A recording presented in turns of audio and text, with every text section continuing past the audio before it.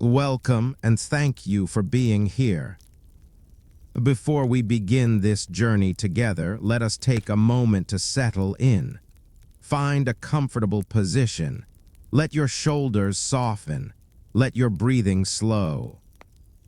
The story we are about to share is one from history, a tale of exploration, of endurance, and of the quiet strength found in difficult circumstances.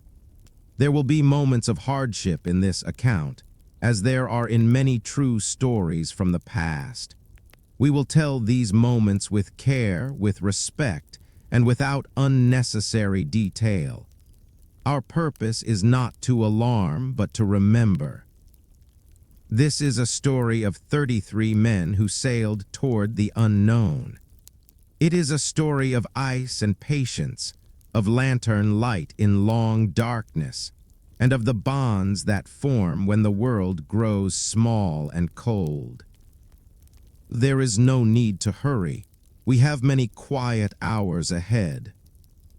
Let your breathing settle now. We have many quiet hours ahead, and there is no need to hurry. Let us begin with a map. Here is the western coast of North America, and here, nestled along the California shoreline, is the city of San Francisco. The date is July 8, 1879. The summer sun hangs warm and golden over the harbor, and the air carries the salt-sweet smell of the Pacific. By minute 2, you will stand on the deck of a ship preparing to sail into the unknown. By minute 4, you will meet the men who will call that ship home for years to come. And by minute 6, you will watch the California coastline fade into memory as the expedition begins its long journey north. In the harbor, a small but sturdy vessel waits at her mooring. She is the USS Jeannette, a former Royal Navy gunboat, refitted and reinforced for Arctic service. Her hull has been sheathed in additional oak planking, her bow strengthened to push through ice. She is 142 feet long, compact and capable, with a steam engine supplementing her 3 masts of sail. Coal bunkers have been filled to capacity. Provisions have been carefully calculated for 3 years. The newspapers have been following this expedition for months. Headlines speak of the open polar sea, a theory popular among some scientists of the day, suggesting that beyond the ring of Arctic ice lies an open, navigable ocean leading to the North Pole itself. The expedition's sponsor, James Gordon Bennett, Jr., publisher of the New York Herald, has financed this venture with enthusiasm and considerable expense. It is Bennett who has provided the ship, who has outfitted her for the journey, and who has chosen the man to lead her north. That man is Lieutenant Commander George Washington DeLong of the United States Navy. He stands on the quarterdeck this July morning, 34 years old, with a carefully trimmed beard and steady eyes that have already seen the Arctic once before. 5 years earlier, DeLong served on a rescue mission to Greenland, and the experience left him captivated by the polar regions. He has prepared meticulously for this command. His journals, which he will keep faithfully throughout the voyage, reveal a man of discipline, intelligence, and deep responsibility for those under his care. Beside DeLong stand his officers. There is Lieutenant Charles Chipp, the executive officer, a capable seaman from a naval family. There is Chief Engineer George Melville, a broad-shouldered man whose mechanical expertise will prove essential in the months ahead. There is Master John Danenhauer, the navigator, whose knowledge of stars and currents will guide them through unfamiliar waters. And there is Jerome Collins, the meteorologist and journalist, sent by Bennett to document the expedition's scientific discoveries. The crew numbers 33 souls in all. There are firemen to tend the boilers, seamen to work the sails and rigging, a ship's cook, a carpenter, an ice pilot hired for his Arctic experience. Some are Navy men accustomed to discipline and hierarchy. Others are civilians drawn by adventure or wages. Together, they will form a small community afloat, a village contained within wooden walls, complete with its own routines, its own hierarchies, its own quiet rhythms of work and rest. Below decks, the Jeannette has been arranged for extended habitation. The officers' quarters are small but private, lined with bunks and writing desks where journals and letters may be composed. The crew's quarters are more communal, with hammocks and shared sleeping spaces warmed by stoves that will burn continuously through the cold months ahead. The galley is equipped for serious work. The ship's cook will prepare thousands of meals over the coming years, and the smell of baking bread and simmering stew will become a comfort beyond measure when the world outside turns white and silent. Provisions fill every available space.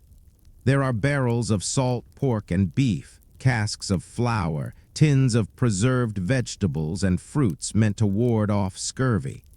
There is lime juice and vinegar, dried beans and rice, coffee and tea. There are medicines and surgical instruments, scientific equipment for the observations that will continue regardless of circumstance. There are books, hundreds of volumes to occupy the long hours of polar darkness. There are cards and chess sets, writing paper and ink, small personal items that will become treasures as the months accumulate. On the deck, as departure approaches, families gather to say farewell. DeLong's wife Emma has traveled from the East Coast for this moment. She will not see her husband again for years, though neither of them knows yet how many years or in what manner the reunion will finally come. Other wives and sweethearts stand along the pier, handkerchiefs pressed to eyes, waving as the ship prepares to cast off. The gangway is drawn up. The mooring lines are released. The Jeannette's engine rumbles to life, and her paddle wheel begins to turn. Slowly, gracefully, she moves away from the pier and into the harbor's bright water. From the quarterdeck, DeLong watches the city recede. The sounds of the harbor, the calls of vendors, the clatter of wagons, the voices of the crowd, grow fainter. The ship passes through the Golden Gate, that narrow passage between headlands, and suddenly the Pacific opens before her, vast and shimmering under the summer sky. The first days at sea establish the rhythms that will govern life aboard. Watches are set, 4 hours on, 4 hours off, the eternal rotation of naval routine. Meals are served at regular intervals. The officers take their noon sightings, marking the ship's position as she curves northwest along the coast. In the evenings, some of the men gather on deck to watch the sunset paint the clouds in shades of amber and rose. The Jeannette sails well. Her crew is finding its cohesion, learning each other's habits and temperaments. There is optimism in the air, a sense of grand purpose and adventure. They are sailing toward the top of the world. The ship rocks gently beneath us now. The rhythm of the sea is steady and sure, and we move forward together. The map shifts now, drawing our gaze northward along the Pacific coast. Here is the long, green reach of British Columbia, and here the panhandle of Alaska stretching down like a sheltering arm. The Jeannette threads her way through these waters, passing islands dense with evergreen forest, their peaks sometimes lost in low-hanging clouds. The air grows cooler as the days pass. The crew notices the change in small ways, the need for an extra layer when standing watch, the sharpness of the morning air, the way breath begins to show in pale wisps before dawn. The sun rises earlier and sets later as they travel north, the days lengthening toward that phenomenon of high latitudes where darkness becomes brief and tentative. By late July, the Jeannette has entered Alaskan waters proper. The landscape here is vast and spare, with mountains rising in blue-gray ranks along the horizon. Sometimes whales are spotted, great dark shapes breaking the surface, spouting plumes of mist, then sliding back beneath the waves with barely a ripple. Sea birds wheel and cry overhead, following the ship in hopes of scraps from the galley. The ship makes her way through the Aleutian Islands, that long arc of volcanic peaks stretching westward toward Asia. Some of these islands are inhabited by Aleut communities who have lived in these waters for generations, their lives shaped by the rhythms of fishing and hunting.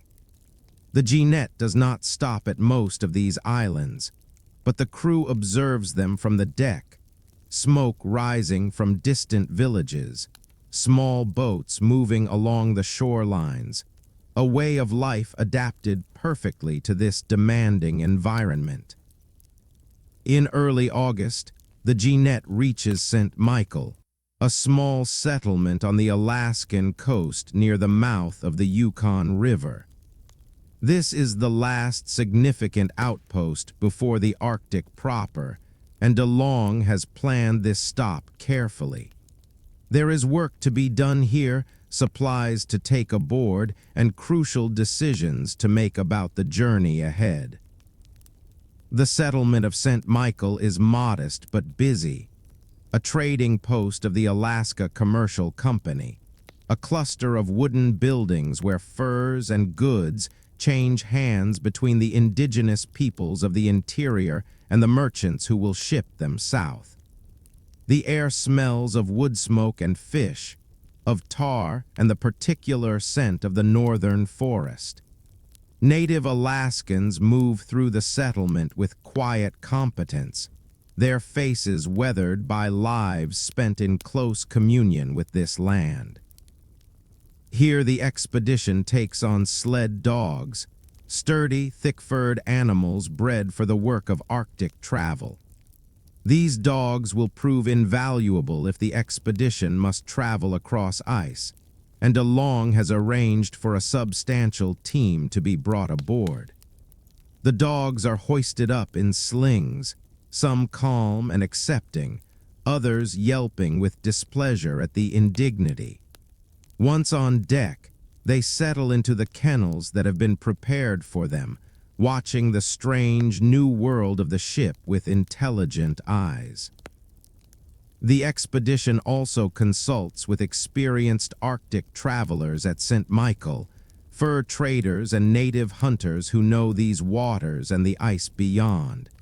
Their advice is practical and sometimes sobering. The ice, they explain, is unpredictable. Some years the waters north of the Bering Strait remain navigable well into autumn. Other years the ice descends early and without warning. The men of the Jeannette listen carefully, making notes, adjusting their plans where possible. Letters are written during this stop, the last letters that will reach home for a very long time. The crew understands this, and there is a particular care in the composition of these messages. DeLong writes to Emma, his words mixing expressions of love with reassurances about the expedition's preparedness. Other men write to parents, to wives, to children they hope will remember them during the long absence. The letters are gathered and handed to the mail courier who will carry them south. For a moment, each envelope represents a connection to the world they are leaving behind, a thread of paper and ink stretching across thousands of miles. Supplies are loaded carefully. Additional coal for the boilers, fresh water in every available container, dried fish purchased from local traders, small items that might be useful for trade if the expedition encounters indigenous peoples in the far north. Every inch of storage space is utilized, every calculation double-checked. Once they leave St. Michael, there will be no resupply, no assistance, no communication with the outside world until they return, or until rescue finds them. The scientific instruments are tested and calibrated. The meteorologist Collins checks his thermometers and barometers, his anemometers for measuring wind speed, his notebooks ready for the careful recording of data. The magnetic observations that will be a key part of the expedition's work require precise equipment, and this is verified and secured. Whatever else may happen, the scientific mission will continue. On the final evening at St. Michael, some of the officers dine with the settlement's manager, enjoying a meal of fresh salmon and vegetables grown in the brief northern summer. Conversation turns to the Arctic, to the theories about what lies beyond the ice, to the expeditions that have gone before.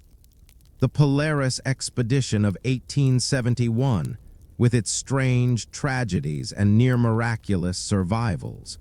The Franklin expedition of 1845, whose fate remained mysterious for years. The men of the Jeannette know they are following in the wake of these earlier ventures, and they carry with them both the lessons learned and the awareness that the Arctic keeps its own counsel. When morning comes, the Jeannette weighs anchor and resumes her northward course. St. Michael grows small behind them, the last buildings, the last human settlement, the last piece of the familiar world. Ahead lies only the sea growing colder with each passing day, and beyond that the ice. The coast slips past like pages turning. Each mile northward is a step deeper into quieter waters. The Bering Strait is a narrow passage, only 55 miles across at its slimmest point, where the waters of the Pacific meet the waters of the Arctic Ocean. On clear days, the crew can see both shores, Alaska to the east, Siberia to the west. This is the threshold they have been sailing toward, the gateway to the polar regions. The Jeannette enters the strait in late August 1879. The water here is shallow, rarely more than 150 feet deep, and the ship's pilot keeps careful watch for shoals and rocks. The current moves northward, carrying the vessel along, but there are eddies and cross currents that require attention.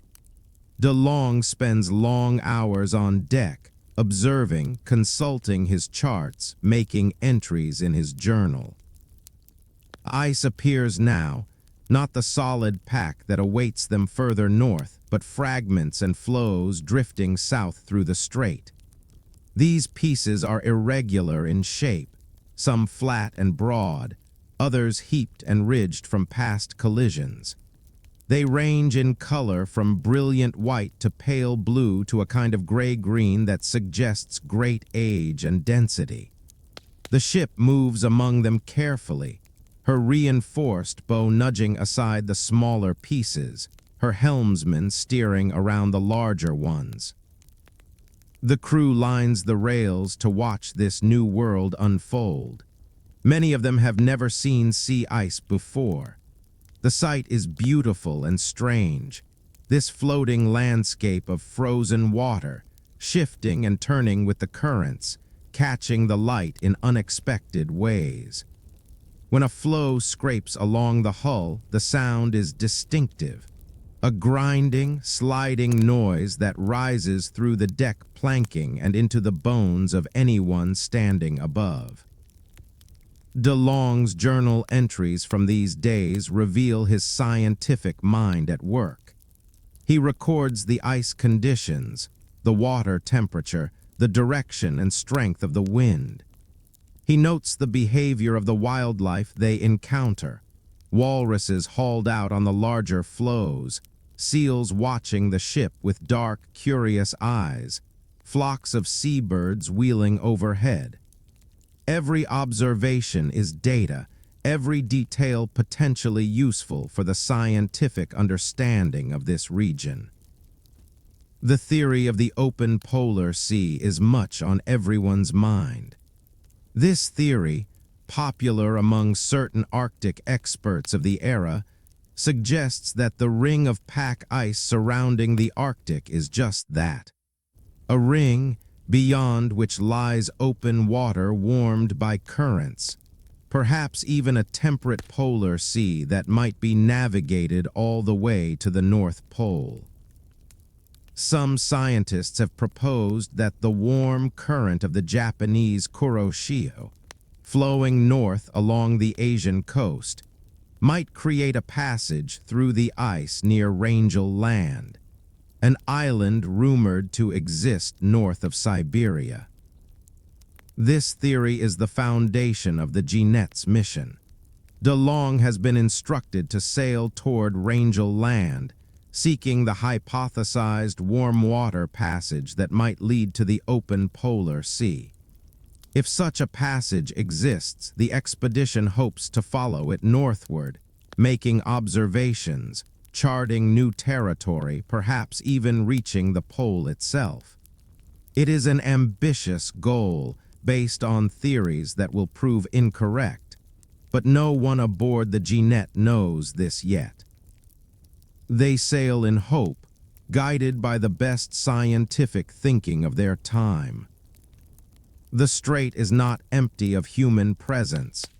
Occasionally, the expedition spots the skin boats of the Yupik and Chukchi peoples who have inhabited these shores for millennia. These indigenous communities know the ice intimately, its moods, its movements, its dangers. They have developed technologies perfectly adapted to Arctic life: warm clothing of caribou and seal skin, boats designed to navigate among the floes, hunting techniques refined over countless generations. The men of the Jeannette observe these communities with respect, though they do not stop to interact. The expedition is pressing north while the season still permits. The navigation becomes more challenging as they proceed. Ice floes grow more numerous, more densely packed. The ship's progress slows as the helmsman must choose his path with increasing care. Sometimes the Jeannette follows leads of open water, channels between the floes that wind and branch like rivers through a white plain. Other times she must wait while the ice shifts, opening new passages or closing old ones according to rhythms the crew is only beginning to understand. At night, though night is now very brief, merely a dimming of the light for a few hours, the crew can sometimes hear the ice. It speaks in a language of groans and cracks, of sighing and sudden sharp reports. These sounds carry across the water with surprising clarity, as if the frozen landscape were alive and restless. The dogs in their kennels on deck sometimes lift their heads and listen, their ears pricked toward sounds that human ears can barely perceive. The captain's cabin becomes the center of planning and concern. De Long spreads his charts on the table, marking their position, calculating the distance to Wrangel Land, weighing the risks of pressing forward against the danger of becoming trapped. The season is advancing. Already the nights are growing longer again, the sun dipping lower on its arc across the sky. There is a window of opportunity here, and it is slowly closing. In his journal, De Long writes of his hopes and his caution, his confidence in his ship and his awareness of the challenges ahead. He is a methodical man, not given to romanticism, but something in these entries suggests the weight of command, the knowledge that 32 lives depend on his decisions, his judgment, his ability to read this unfamiliar world correctly. The water grows colder now, and the light takes on a different quality, softer, more silver than gold. The calendar turns to September, and the character of the ice changes. What began as scattered flows has become something more continuous, more formidable. The pack ice stretches toward the horizon in every direction, a vast plain of white, broken only by occasional leads of dark water and the pressure ridges where flows have collided and heaped against one another. The Jeannette pushes northward, but her progress grows slower with each passing day. Where once she could steam freely through open water, now she must work for every mile. The engine strains as the ship forces her way through ice that resists, that grips the hull, that closes behind her like a wound healing. The coal consumption increases accordingly, a concern that De Long notes in his journal with quiet worry. The pack ice is not a static thing. It moves constantly, driven by wind and current, and its movements are often surprising. A lead that appears open in the morning may close by afternoon. A passage that seems blocked may suddenly open as the ice shifts. The crew learns to watch the ice with new attention, reading its surface for signs of what lies ahead, what movements might be coming. The ice pilot earns his wages now. This man, hired at St. Michael for his experience in polar waters, stands at the bow with De Long, pointing out the subtle variations in ice that indicate thickness, age, and strength. Young ice, newly formed, is gray and flexible, easily pushed aside. Old ice, which has survived multiple summer melts, is blue-green and dense, hard as stone.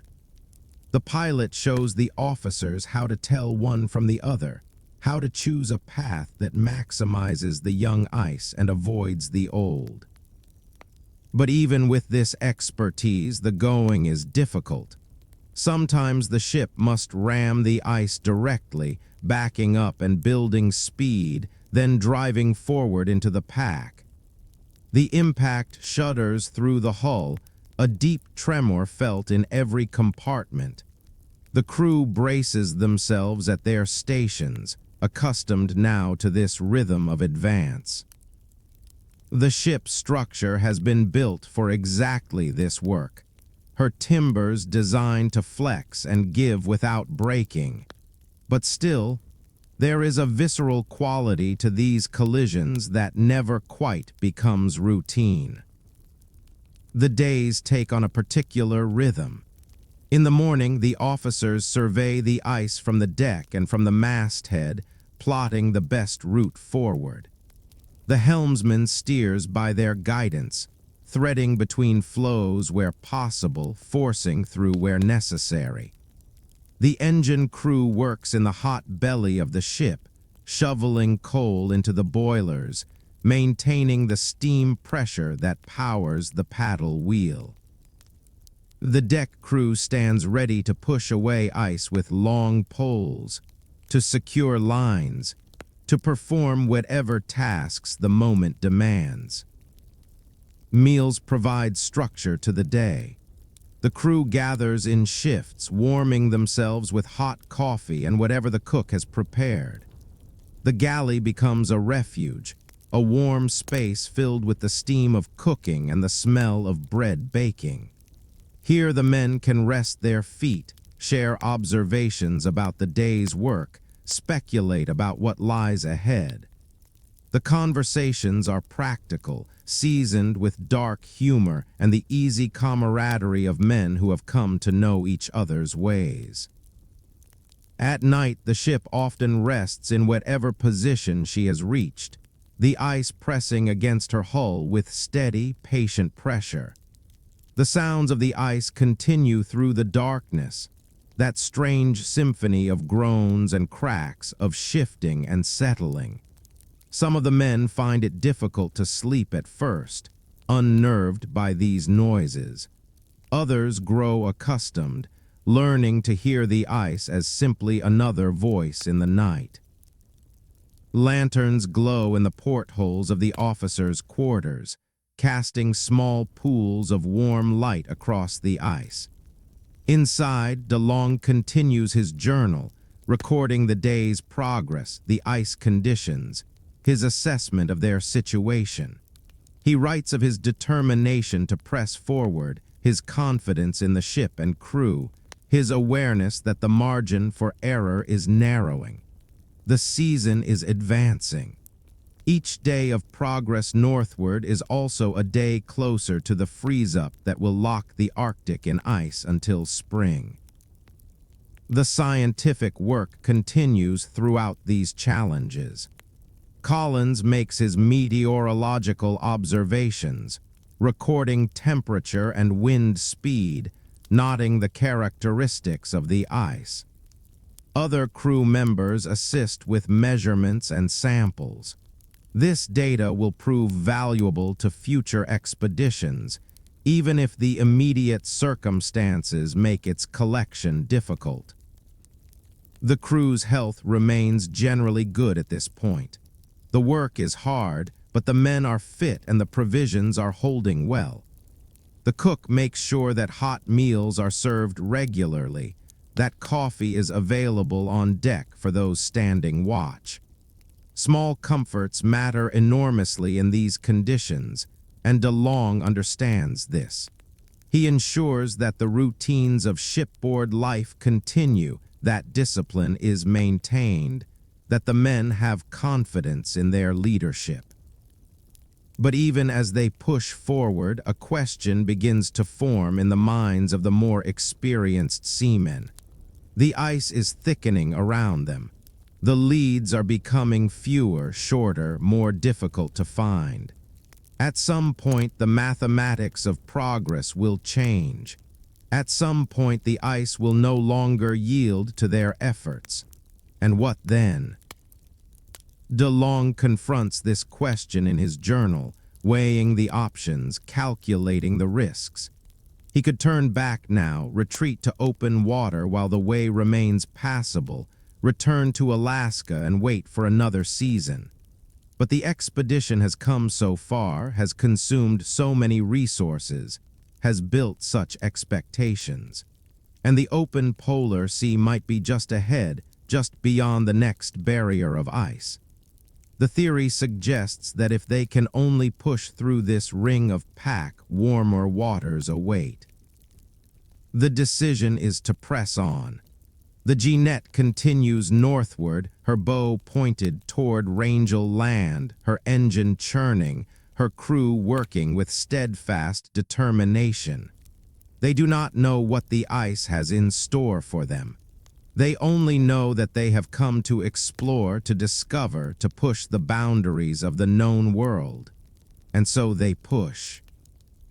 Let us pause here for a moment, listening to the quiet creak of timber as the ship moves through ice. September advances and the cold deepens. The sea temperatures drop steadily, 30 degrees, 28, 26. At these temperatures, new ice forms quickly, a thin skin spreading across any open water within hours. The leads that the Jeannette has been following become narrower, more treacherous, more likely to close before the ship can transit them. On September 5, 1879, the situation changes decisively. The ship enters a lead that promises progress northward, but as she moves through it, the ice on either side begins to close. What was a passage becomes a trap. The crew works desperately to force the ship through before the jaws close completely, but the ice moves faster than they can. By evening, the Jeannette is held fast, gripped on all sides by ice that presses against her hull with relentless patience. DeLong orders the engine stopped. There is no point in wasting coal when there is nowhere to go. The sudden silence is profound.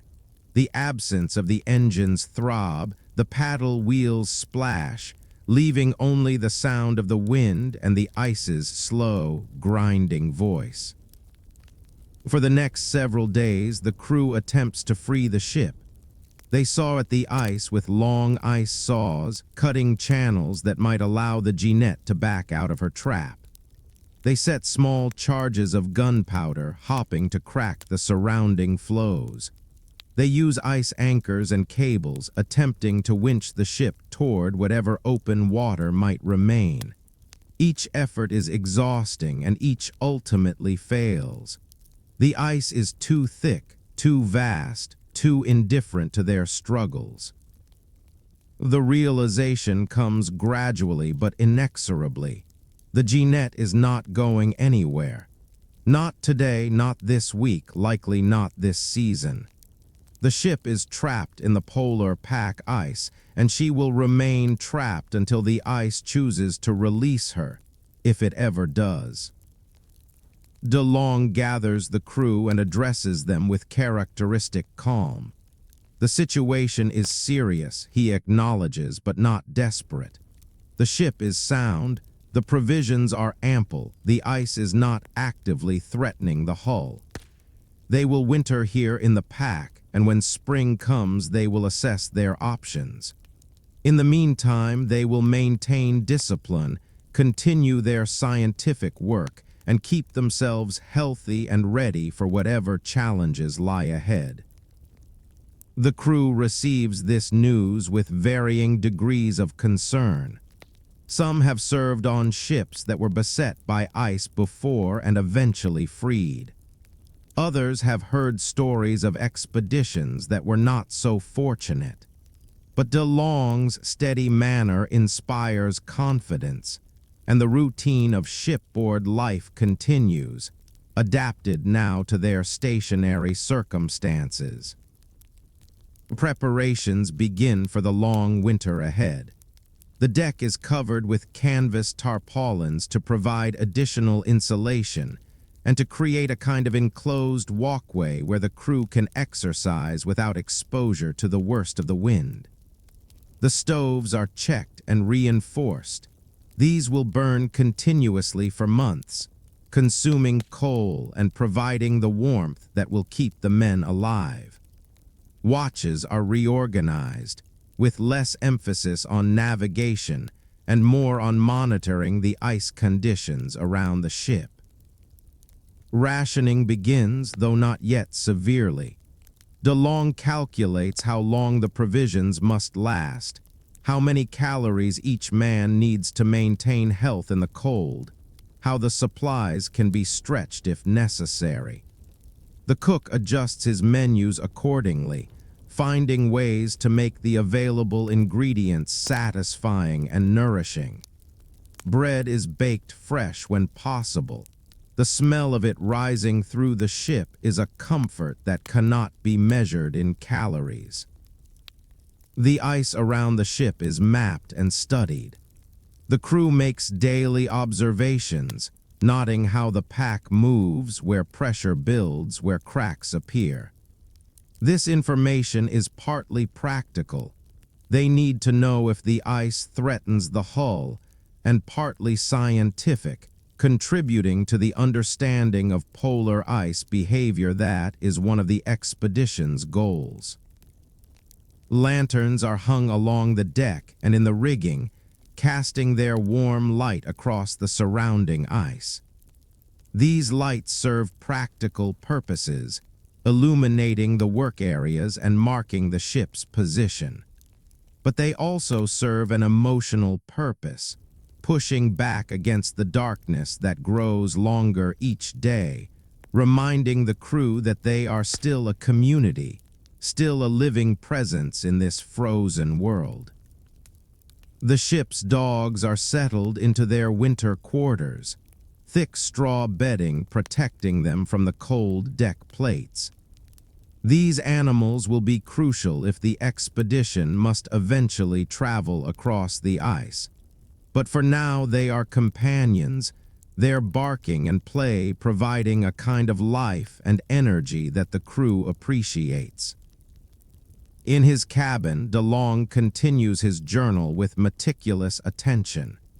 He records the latitude and longitude as best they can determine it, the ice conditions, the weather, the health of the crew.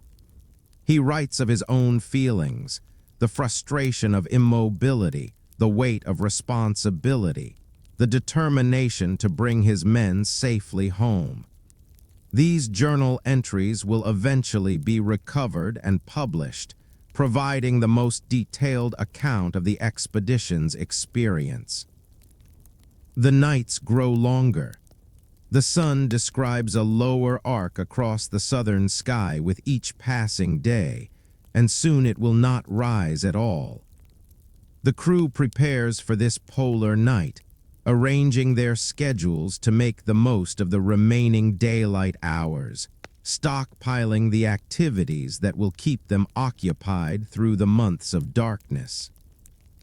The ice holds the ship gently but firmly, and the silence of the Arctic settles over everything like a blanket.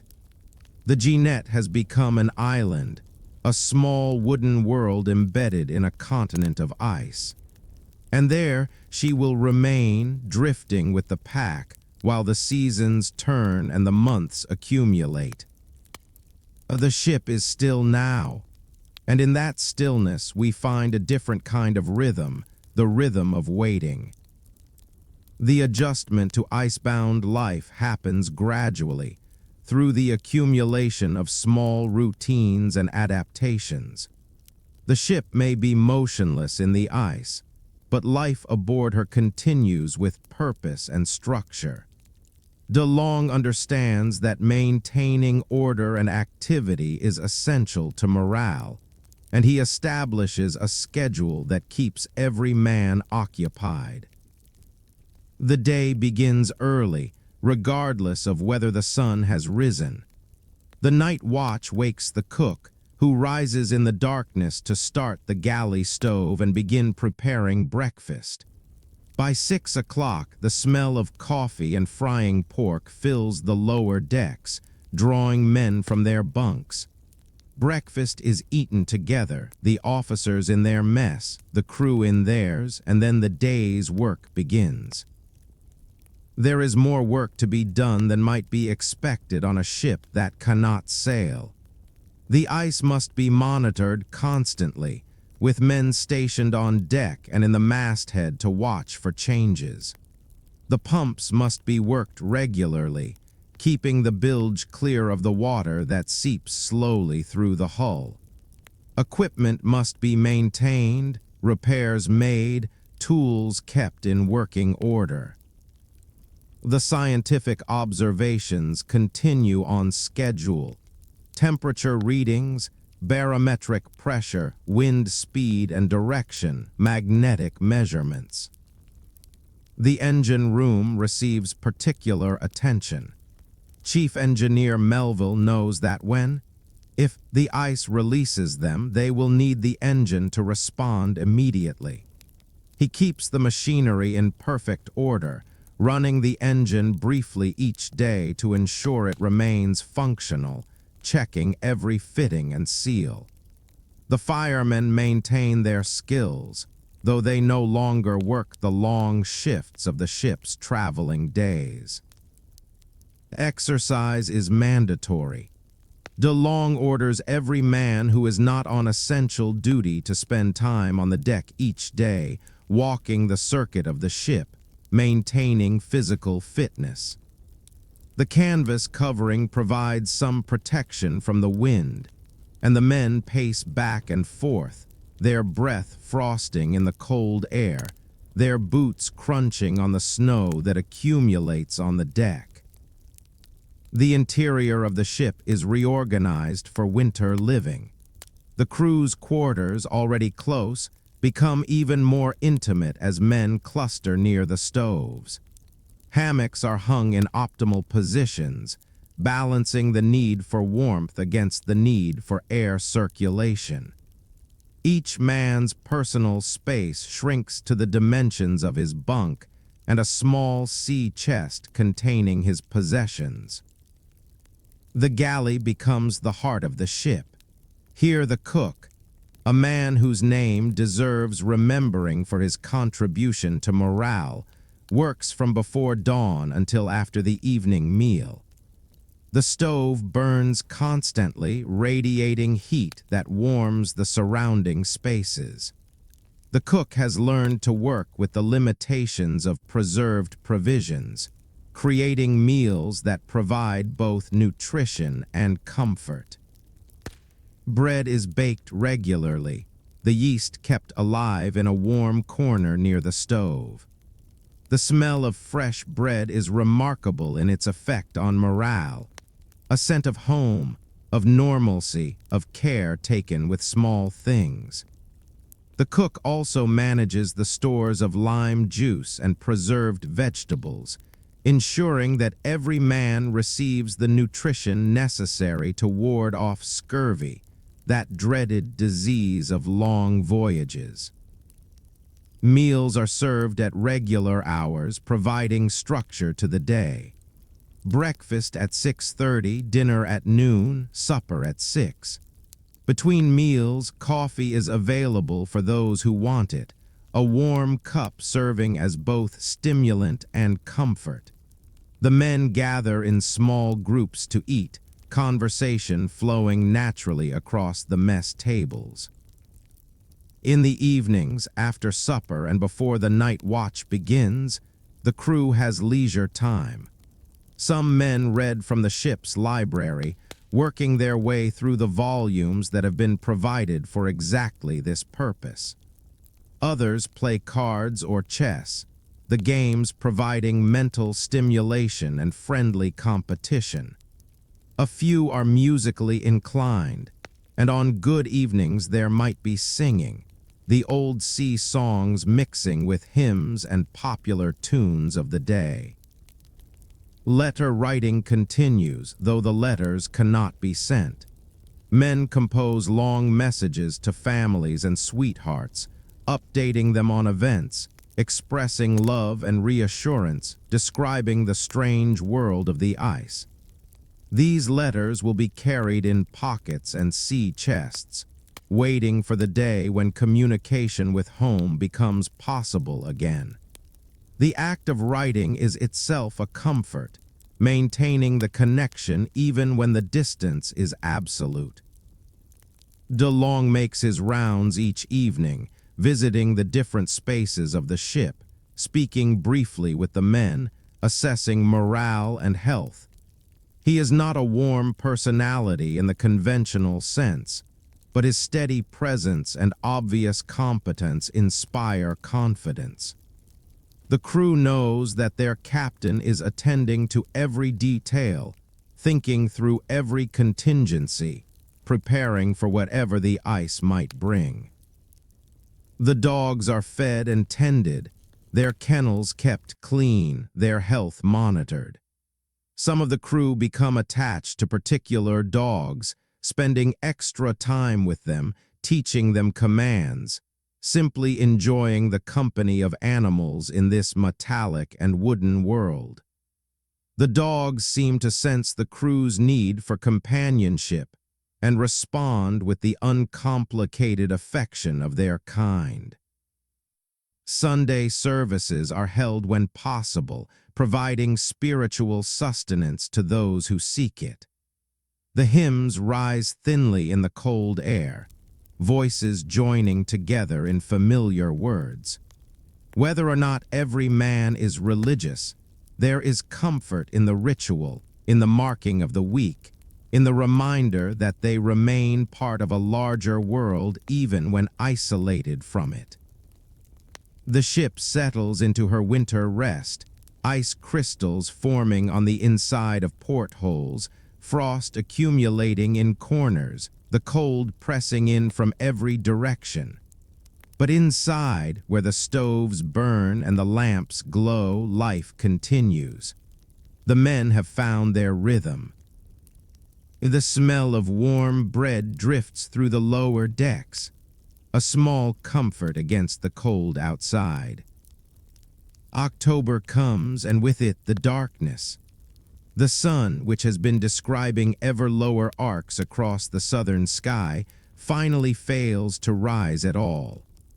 The polar night has begun, a period of continuous darkness that will last for months, when the only light comes from the moon, the stars, and the aurora borealis. The first days of complete darkness are disorienting. The human body expects the rhythm of day and night, the rising and setting of the sun that has governed life since birth. Without it, time becomes strange. The hours slide past unmarked by the usual cues, and the crew must rely entirely on clocks and the ship's bells to maintain their schedule. DeLong is attentive to the psychological effects of the polar night. He knows from his reading, from his previous Arctic experience, from his consultations with others who have wintered in the polar regions, that darkness can weigh heavily on morale. He counters this by insisting on routine, on activity, on the maintenance of purpose. The scientific work becomes even more important now. The meteorological observations continue around the clock, with men taking readings in the darkness, their lanterns casting small circles of light across the ice. The magnetic measurements are particularly valuable during this period. The polar regions offer unique opportunities for understanding the Earth's magnetic field, and the expedition takes full advantage. The aurora borealis provides some of the only natural light during these months. This phenomenon, curtains and ribbons of pale green and pink light dancing across the sky, is visible frequently in the high Arctic winter. The crew gathers on deck to watch when the aurora is particularly bright, their faces illuminated by this ghostly radiance. Some find it beautiful, even spiritual. Others find it eerie, a reminder of how far they are from the familiar world. The stars are remarkable in the polar darkness. Without the competition of sunlight, without the light pollution of any city, the night sky reveals itself in extraordinary detail. The crew can see the Milky Way as a broad band of light across the heavens, countless individual stars where ordinarily only the brightest would be visible. Some of the officers use the opportunity to study the constellations and to improve the crew's navigation skills, preparing for the time when such knowledge might be needed again. The cold deepens as the weeks pass. Temperatures drop to 30 below zero, then 40, then lower still. The thermometers become instruments of grim fascination, recording numbers that seem almost theoretical in their extremity. At these temperatures, exposed skin can be damaged in minutes. The crew learns to cover every part of their bodies when they go on deck, wrapping themselves in layer upon layer of wool and fur. Breath freezes in midair at these temperatures, creating small clouds of ice crystals that drift and settle. Moisture from the crew's exhalations accumulates on the interior surfaces of the ship, forming frost on walls and ceilings. This frost must be regularly scraped away to prevent the buildup that could eventually make the interior uninhabitable. The ice around the ship occasionally speaks in this cold, loud cracks and booms that echo across the frozen landscape. These sounds are caused by the contraction of the ice as it cools, and they can be startling, like distant thunder or artillery fire. The crew grows accustomed to these noises, learning to distinguish the harmless sounds of settling ice from the more concerning sounds of pressure building against the hull. DeLong's journal entries from this period reveal the particular challenges of command in these circumstances. He must maintain morale among men who have been separated from their families, who are surrounded by darkness and cold, who face an uncertain future. He must balance the need for activity against the need for rest, the requirement for discipline against the importance of human connection. He addresses these challenges through a combination of structure and compassion. The schedule remains strict, but there is room within it for recreation and social interaction. He encourages the crew to pursue hobbies and interests that will occupy their minds. He ensures that special occasions are marked: a birthday, a holiday, an anniversary, with extra rations and small celebrations. The ship's newspaper is one such diversion. Several of the more literate crew members collaborate to produce a handwritten publication, sharing stories, jokes, observations, and commentary. This newspaper circulates among the crew, providing both entertainment and a sense of shared creative endeavor. The humor is sometimes rough, as sailors' humor tends to be, but it serves its purpose of maintaining spirits. Lanterns burn throughout the ship during these dark months, their warm glow pushing back against the darkness outside. The soft amber light falls across faces, across pages of books, across the hands of men playing cards. In this light, the ship feels almost cozy, almost normal, a small pocket of warmth and humanity in the vast Arctic night. The crew's health is monitored carefully. The ship's surgeon examines each man regularly, watching for signs of frostbite, for the early symptoms of scurvy, for the depression that can accompany extended isolation and darkness. Most of the men remain healthy through these early months, their fitness sustained by regular exercise and adequate nutrition. As the weeks of darkness accumulate, thoughts turn increasingly toward home. The crew wonders what their families are doing, how the holidays are being celebrated, whether they are remembered and missed. These thoughts are both comforting and painful. Comforting because they maintain the connection to loved ones, painful because the distance is so absolute. The polar night continues, deep and cold and seemingly endless. But beneath the darkness, the crew of the Jeannette maintains their routines, their hopes, their quiet endurance. Darkness has wrapped itself around the ship like a blanket, and beneath it, the men find ways to make warmth.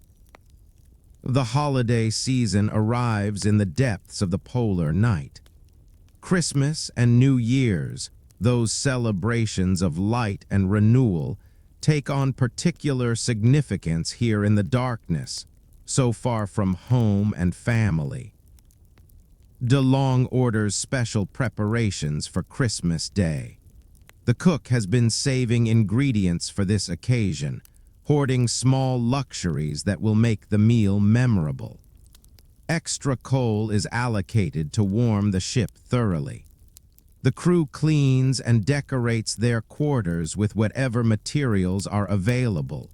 colored ribbons, small drawings, bits of greenery preserved from their last contact with forested lands. On Christmas Eve, there is a service for those who wish to attend.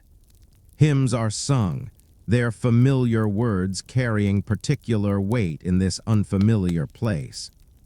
Silent Night echoes through the ship, the lyrics describing a peace that seems both distant and strangely present. Some men pray quietly, their thoughts with families celebrating the same holiday thousands of miles away. The Christmas dinner is remarkable under the circumstances. The cook has prepared a feast from the expedition's stores, roasted meat, vegetables, fresh bread, and for dessert, a pudding that has been carefully crafted from preserved ingredients. Extra wine and spirits are allocated, carefully measured to provide celebration without excess. The crew gathers in their mess, the officers in theirs, and for this meal the usual naval formalities are slightly relaxed. Toasts are raised to loved ones far away. Men speak their wives' names, their children's names, their parents' names, raising glasses in remembrance and hope. Some of these toasts are followed by silence, the weight of separation pressing down. Others are followed by stories, memories of Christmases past, descriptions of traditions and family customs that make home seem closer for a moment. Small gifts are exchanged, items that men have made during the long weeks of winter work, or personal possessions shared as tokens of friendship. A carved pipe, a book of poetry, a drawing of a hometown scene. These objects carry meaning far beyond their material value, representing the bonds that have formed among these men who must rely on each other for survival. After the meal, there is singing. The crew's voices rise together in the songs of the season, some sacred, some secular, some sentimental. The ship's lanterns cast their warm light across the gathering, and for this evening at least, the darkness outside seems less oppressive. DeLong makes entries in his journal about the day, noting the crew's spirits, the quality of the meal, his own thoughts about the holiday. He writes of Emma, his wife, wondering what she is doing at this moment, whether she is thinking of him as he thinks of her. The loneliness of command is evident in these passages.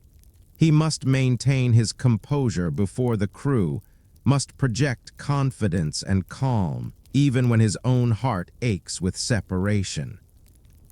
The week between Christmas and New Year passes quietly, the crew resting and recovering from the celebration, attending to the necessary duties with perhaps slightly less intensity. The ice continues its slow drift, carrying the ship across miles of the Arctic Ocean without any effort on their part. The cold remains fierce, the darkness complete. New Year's Eve brings another celebration, this one tinged with reflection on what has passed and hope for what is to come. The year 1879 is ending, a year that began with the expedition's planning and preparation, continued through departure and the journey north, and now concludes with the ship frozen in the polar pack. At midnight, the ship's bell is rung to mark the turning of the year. The crew gathers on deck despite the cold, watching their breath frost in the lantern light, listening to the sound echo across the ice. Cheers are raised for 1880, for the new year that might bring release from the ice, reunion with families, return to the world they have left behind. DeLong's New Year address to the crew is characteristically measured. He acknowledges the challenges they have faced and those that remain ahead. He expresses confidence in the ship and in the men. He speaks of the scientific work they have accomplished and the contributions they are making to the understanding of the polar regions. And he expresses his hope, carefully qualified but genuine, that the coming year will see them free of the ice and on their way home. The first days of January 1880 settle into the familiar rhythm of winter routine. The celebrations are over, the special rations consumed, the decorations taken down. But something has been accomplished by these observances, a reminder of the larger world, of the meaning and purpose that extends beyond their immediate circumstances. The crew faces the remaining months of polar night with renewed resolve. In his journal, DeLong notes that morale remains generally good despite the long darkness. The men have adapted to their circumstances, have found ways to occupy themselves and support each other. The expedition is functioning as it should, its routines maintained, its purpose intact. Whatever the new year brings, they will face it together. Let the warmth of that shared meal stay with you now. These small moments of connection that brighten the long dark. The scientific mission of the Jeannette expedition continues throughout the long months of ice captivity. This work provides purpose and structure, a reason to rise each day, a contribution to human knowledge that will outlast whatever fate befalls the expedition itself. The meteorological observations are the most regular and demanding of the scientific duties.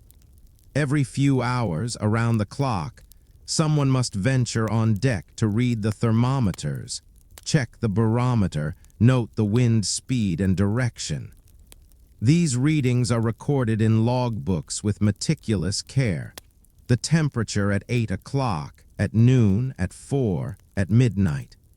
The data accumulates into a portrait of Arctic weather that will prove valuable to future expeditions. Collins, the meteorologist and journalist, oversees this work with professional dedication.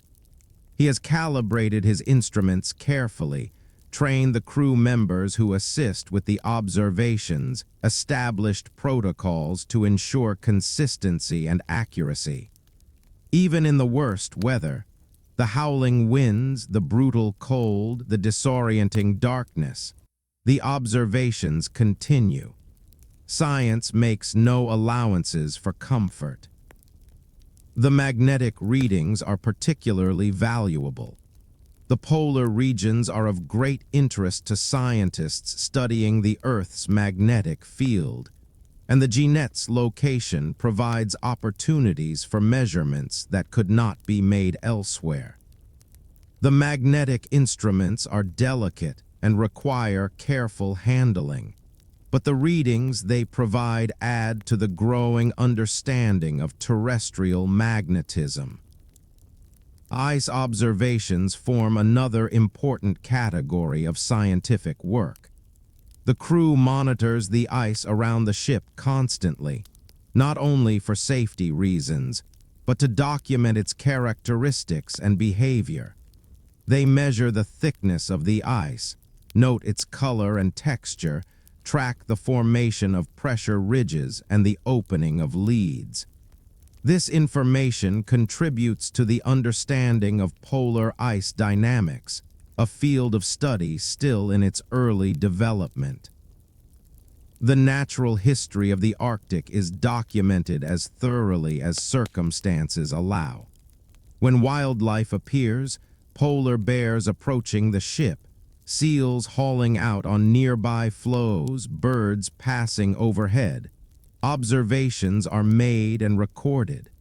Specimens are collected when possible, preserved for later scientific study. The expedition may be trapped in the ice, but it continues to function as a scientific endeavor. The routine of observation provides structure to days that might otherwise blur into sameness. The crew members assigned to scientific duty know exactly when they must be on deck, exactly what measurements they must take, exactly how to record their findings. This routine is a kind of anchor, keeping them connected to purpose and productivity. DeLong's journal reflects his appreciation for the scientific work. He understands that whatever else happens, the expedition is making contributions to knowledge. The data being collected will inform future Arctic ventures, will help scientists understand the polar regions, will justify at least in part the resources and risks invested in this journey. The officers conduct their own scientific studies as time and circumstances permit. They observe the aurora borealis, attempting to document its patterns and characteristics. They study the stars, adding to astronomical observations from this high latitude. They examine the ice crystals that form in such remarkable variety, sketching their shapes and noting their properties. The scientific instruments themselves require constant attention. The cold affects them in unexpected ways. Lubricants thicken, metals contract, delicate mechanisms become balky or unreliable. The officers and crew must improvise solutions, finding ways to keep the instruments functioning in conditions for which they were never designed. Notebooks fill with data, charts, sketches, and observations. These documents represent the expedition's most durable legacy, the knowledge they will contribute to human understanding of the polar regions. Even if the expedition fails in its primary goal of finding the open polar sea, the scientific work will have been worthwhile. The routine of scientific observation also serves a psychological function. It gives the crew something to do, something to think about, something that connects them to the larger world of learning and progress. When a man takes his temperature readings on deck, he is not just recording numbers. He is participating in the great human project of understanding the natural world. In the quiet hours between observations, some of the crew read scientific literature from the ship's library, educating themselves about the Arctic, about navigation, about the natural phenomena they are witnessing. Learning becomes another form of occupation, another way to make use of the long hours of darkness and waiting. The pencil moves across the page, recording the temperature at midnight, the wind direction, the barometric pressure. Each measurement is a small act of order in a chaotic situation, a small assertion of human purpose in an environment that seems indifferent to human presence. The pencil moves slowly across the page, each measurement a small act of order in an uncertain world. The map in DeLong's cabin tells a strange story. Each day, the officers take their navigational readings, the angle of the sun when it briefly appears, the positions of the stars, the calculations that determine latitude and longitude. And each day they mark the ship's position on the chart. The marks do not stay in one place. The Jeannette is moving, not through any effort of her own, not by steam or sail, but carried along by the ice in which she is embedded. The entire polar pack is in motion, drifting slowly across the Arctic Ocean, and the ship drifts with it. There is no way to stop this movement, no way to control its direction. The crew can only observe and record. The drift is not in the direction they would have chosen. The expedition had hoped to sail north toward the theoretical open polar sea, toward Rangel Land and perhaps beyond. Instead, the ice carries them generally northwest, away from their intended course, deeper into the unknown regions of the Arctic. The speed of the drift varies. Some days the ship moves several miles. Other days the ice seems nearly stationary.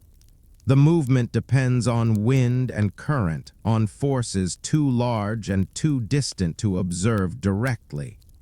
The crew can only see the results, the changing position on the chart, the slow accumulation of miles in an unwanted direction.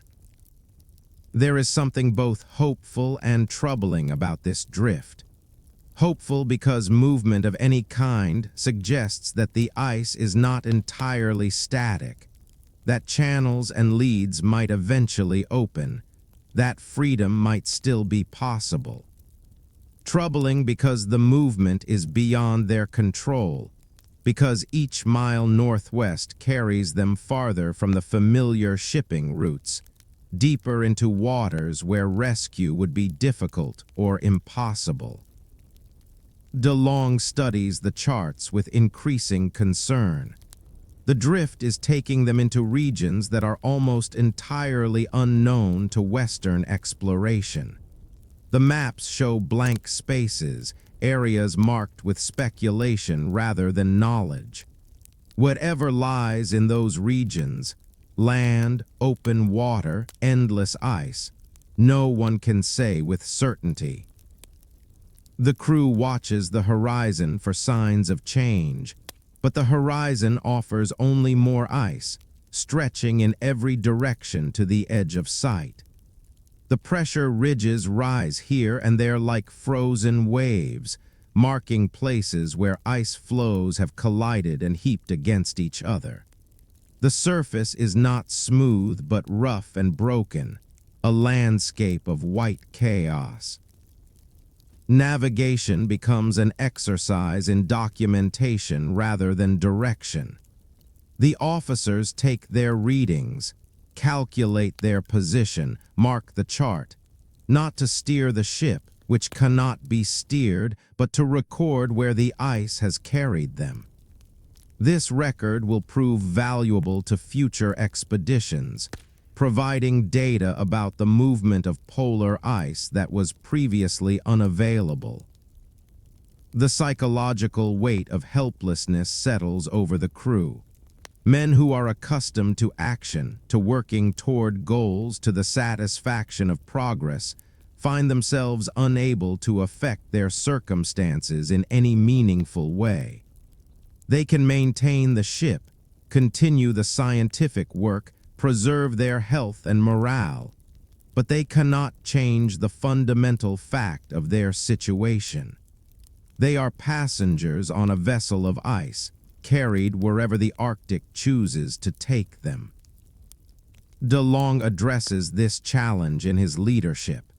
He emphasizes the importance of the work they can control, the observations, the maintenance, the daily routines that keep the expedition functioning.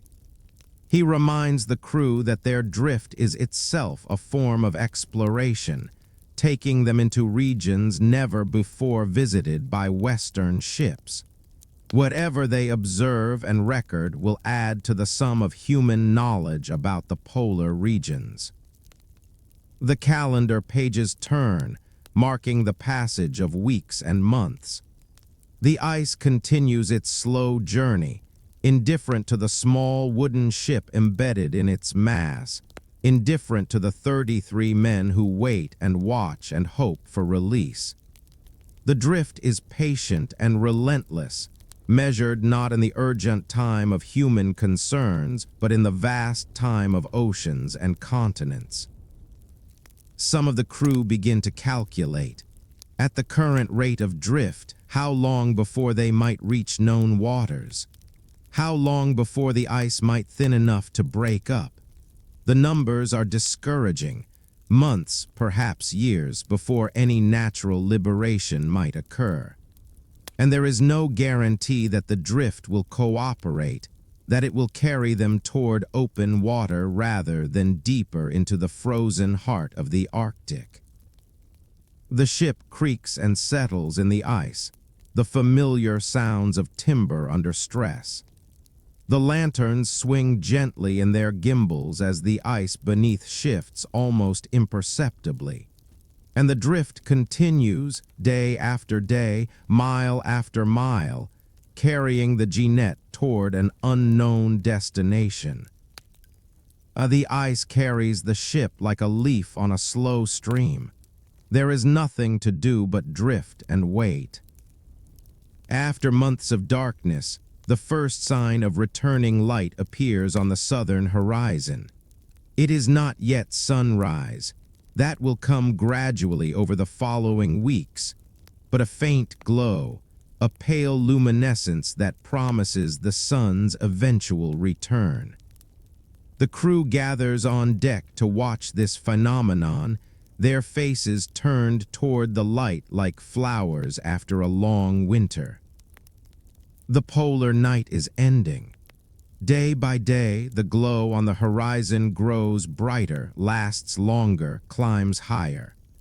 And then one morning in late February 1880, the sun itself appears, a sliver of brilliant orange rising above the edge of the ice, the first direct sunlight the crew has seen in 4 months. The effect on morale is immediate and profound. Men who have spent the long darkness maintaining their spirits through discipline and routine now feel a surge of genuine hope. The sun means warmth. The sun means summer. The sun means the possibility that the ice will soften, will break, will release the ship from its frozen grip. DeLong notes the change in his journal. The crew is more energetic, more optimistic, more willing to believe that their captivity might end. He shares this hope, though his experience and training teach him to temper optimism with caution. The sun has returned, yes, but the ice shows no immediate sign of releasing them. The returning light reveals the landscape around them in new detail. The pressure ridges, the scattered flows, the vast white plain that has been their world for so many months, all of it now visible in the growing daylight. The crew studies this landscape with renewed attention, looking for signs of change, for hints that the ice might be weakening. With the sun comes the possibility of hunting. During the dark months, the expedition has relied entirely on its preserved provisions. Now, as wildlife becomes more active, there are opportunities to supplement the stores with fresh meat. Polar bears are spotted occasionally, attracted perhaps by the scent of the ship or the movement of the dogs. Seals appear on the ice, hauling out to bask in the returning warmth. Hunting parties venture out from the ship, carefully organized and supervised. The fresh meat they bring back is a treasure beyond calculation.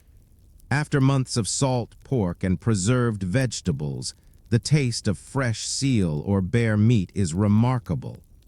More importantly, the fresh food provides nutritional benefits that preserved provisions cannot match. Vitamins and minerals that help ward off the scurvy that threatens any long polar expedition. The cook receives these hunting successes with particular enthusiasm. He prepares the fresh meat in various ways, stretching the supply as far as possible, ensuring that every man benefits from this supplement to their diet. The galley becomes even more central to shipboard life, the smells of cooking carrying the promise of health and renewal. The crew's physical condition improves noticeably with the return of light and fresh food. Men who had grown pale and sluggish during the long darkness now show more color, more energy. Exercise on deck becomes more pleasant as temperatures slowly moderate, and the crew spends more time in the open air. DeLong takes advantage of the improved conditions to organize more extensive exploration of the surrounding ice. Parties venture out on foot and by sledge, mapping the terrain, looking for leads of open water, assessing the condition of the pack. These expeditions provide valuable information about the ice and also give the men a sense of purpose and activity. The dogs, too, seem revived by the returning sun. They are exercised more regularly now, pulling small sledges across the ice, maintaining the skills that might be needed if the expedition must eventually abandon the ship and travel overland. The dogs' enthusiasm is infectious, their barking and playing adding life to the frozen landscape. Scientific observations continue with renewed vigor. The returning light allows for observations that were impossible during the polar night, measurements of solar radiation, studies of ice behavior under direct sunlight, documentation of the wildlife that emerges with spring. The expedition's scientific record grows richer by the day. But even as hope rises with the sun, the ice maintains its grip on the ship. The Jeannette remains frozen in place, unable to move under her own power. The drift continues, carrying ship and ice together across the Arctic Ocean. The sun has returned, but freedom has not. Sunlight touches the ice once more, and with it comes a kind of breathing that the darkness had held still. The Arctic summer of 1880 arrives with expectations both hopeful and anxious.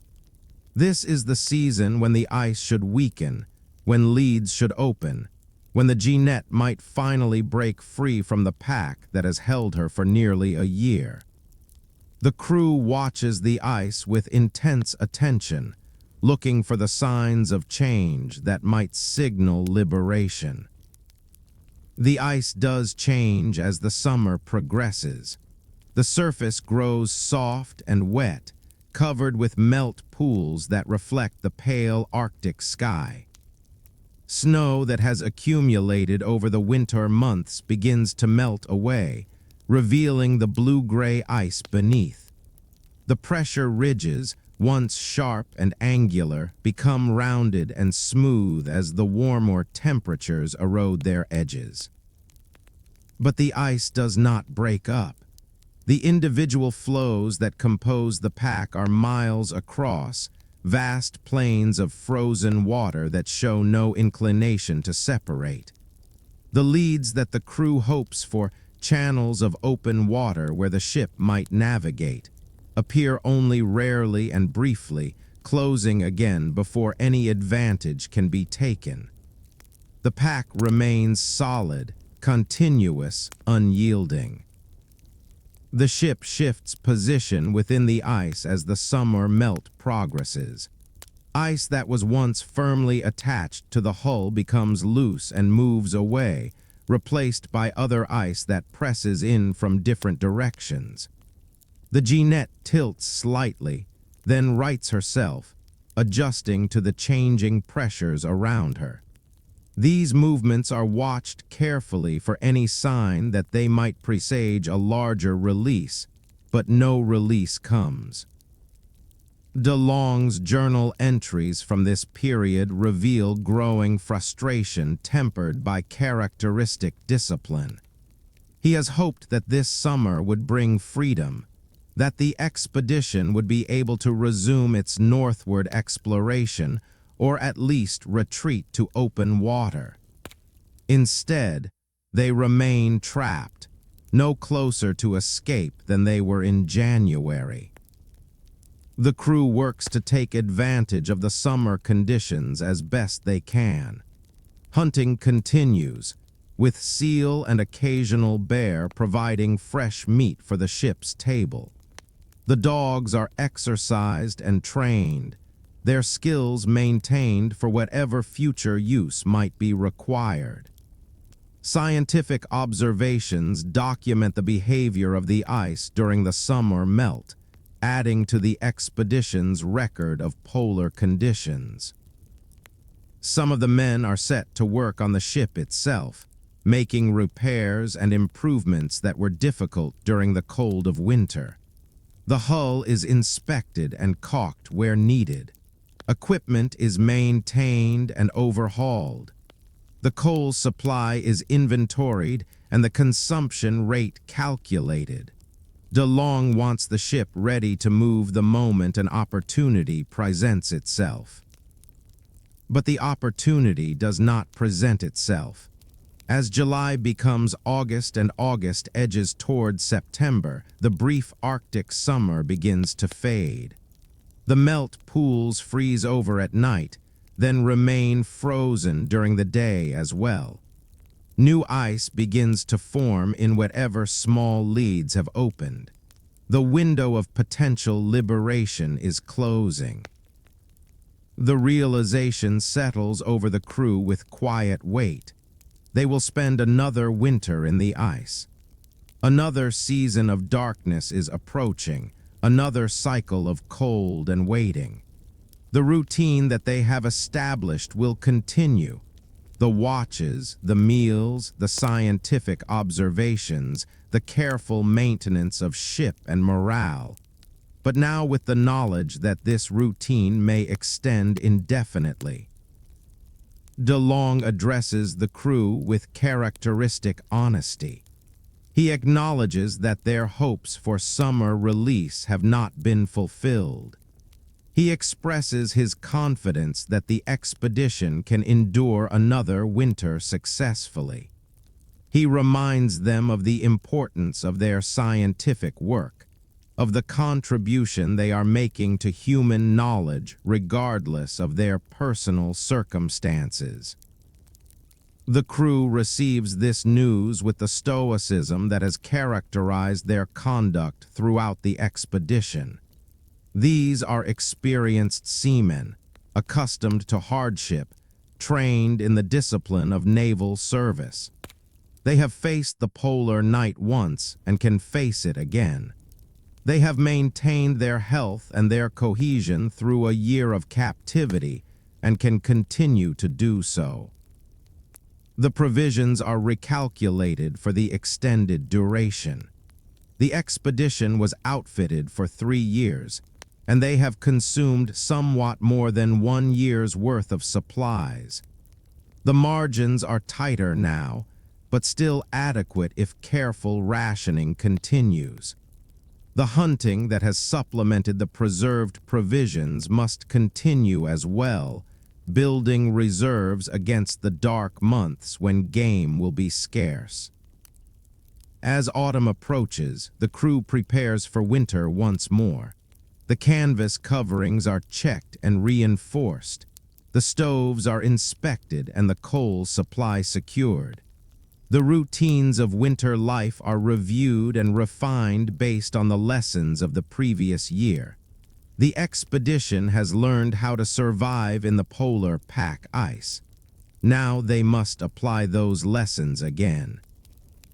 Water trickles across the ice in small rivers, the sound of summer, though the ship remains held fast. The silence stretches in both directions now, toward home and toward the unknown north. More than a year has passed since the Jeannette left St. Michael, Alaska, that last outpost of civilization where letters were sent and supplies taken aboard. More than a year since any word has reached the outside world about the expedition's fate. More than a year since any word has reached the expedition about events at home. The isolation is absolute. There is no radio communication in this era, no satellite tracking, no means of transmitting or receiving information across the vast distances that separate the ship from civilization. The families waiting in San Francisco, in New York, in the various hometowns of the crew, have no way of knowing whether their loved ones are alive or dead, struggling or comfortable, making progress or frozen in place.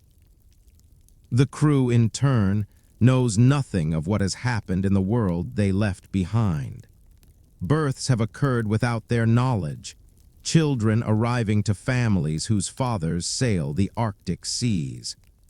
Deaths have occurred as well, parents and grandparents passing away while their sons and grandsons drift helplessly with the ice. Marriages, business failures, political events, the ordinary and extraordinary happenings of life, all continue without any word reaching the Jeannette. The letters that the men have written throughout the expedition accumulate in sea chests and desk drawers. These letters cannot be sent, but they continue to be written. Long, detailed messages to wives and sweethearts, to parents and children, describing the daily life of the expedition, expressing love and reassurance, promising return. The act of writing maintains the connection even when the communication is impossible. DeLong writes regularly to his wife Emma, composing letters that he knows she will not receive for many months at minimum, perhaps years, perhaps never. He tells her of the ice conditions, of the crew's morale, of his own state of mind. He expresses his love in the careful language of a reserved man, his longing for her company apparent beneath the measured words. These letters reveal a dimension of DeLong that his official journal does not. The private man behind the commander, the husband separated from his wife by forces beyond his control.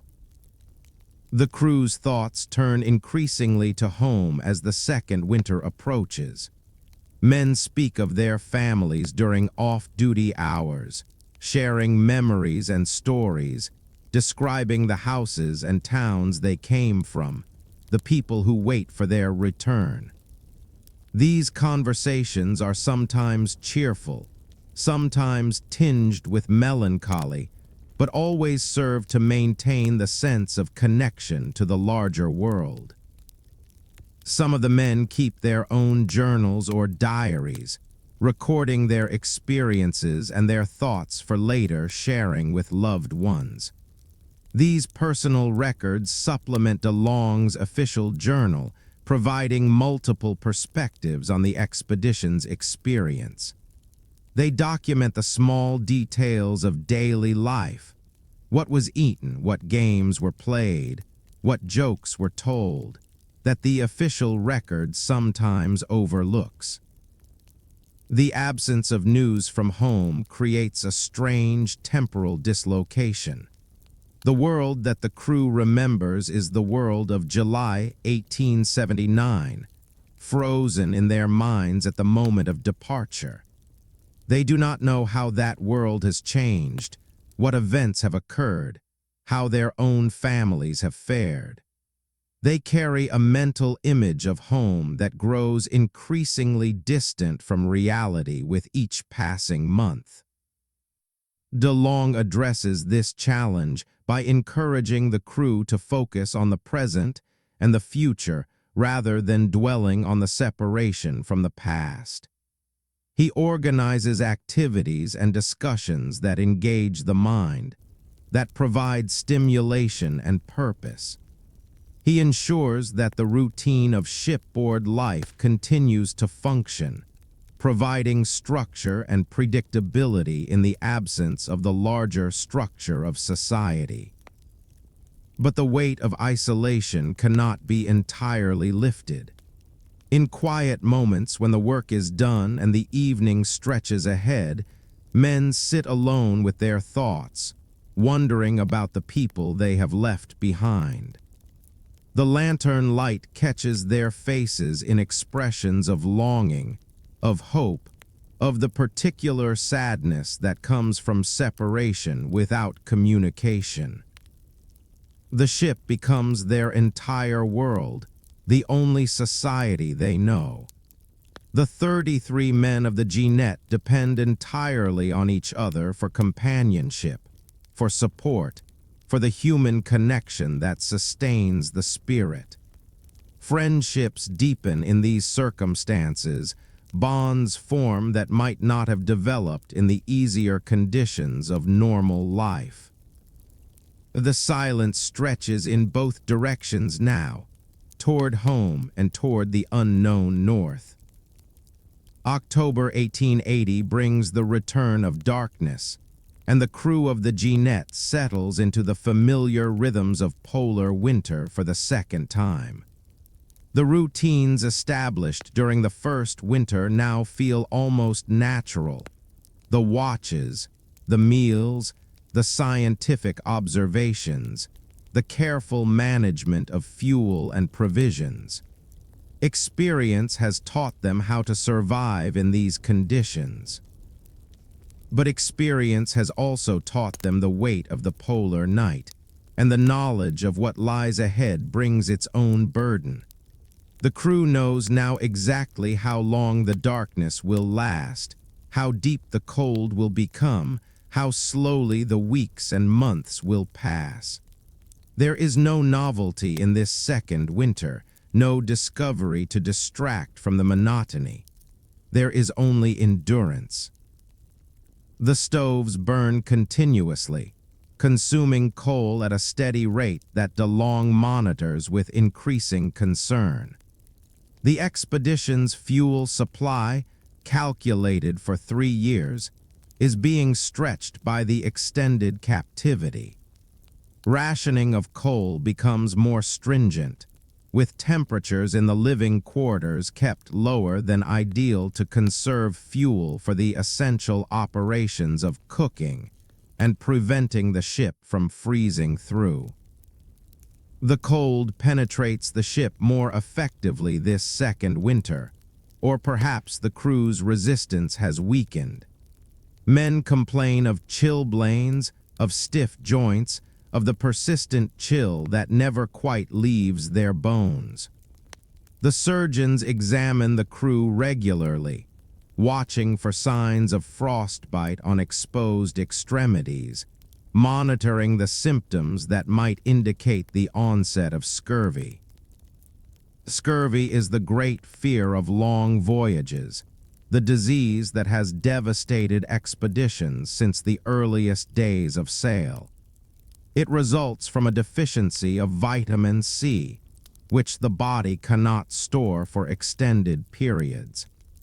The expedition's supply of lime juice and preserved vegetables is meant to prevent this disease, but the crew's health depends on the continued availability and effectiveness of these provisions.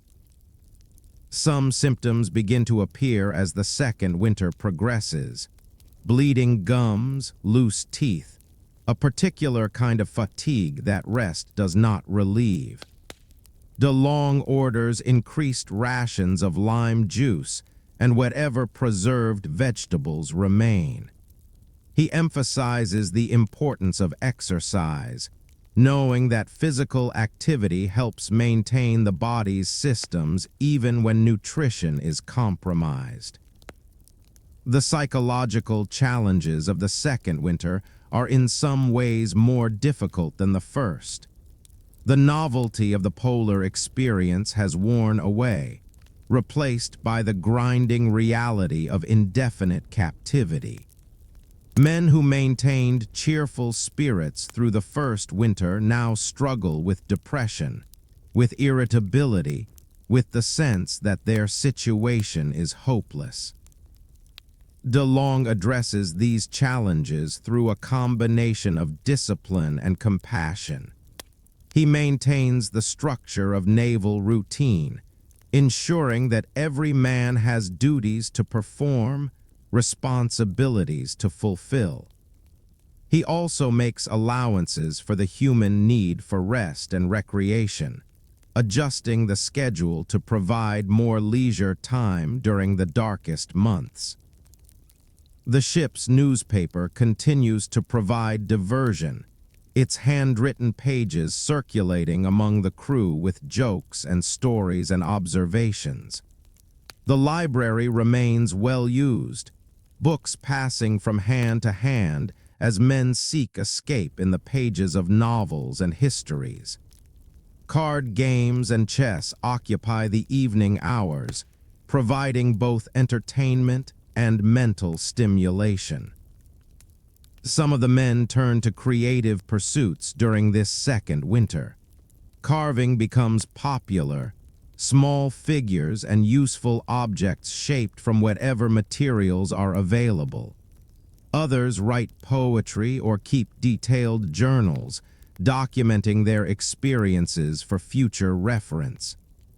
These activities provide purpose and a sense of accomplishment that helps counter the feeling of helplessness.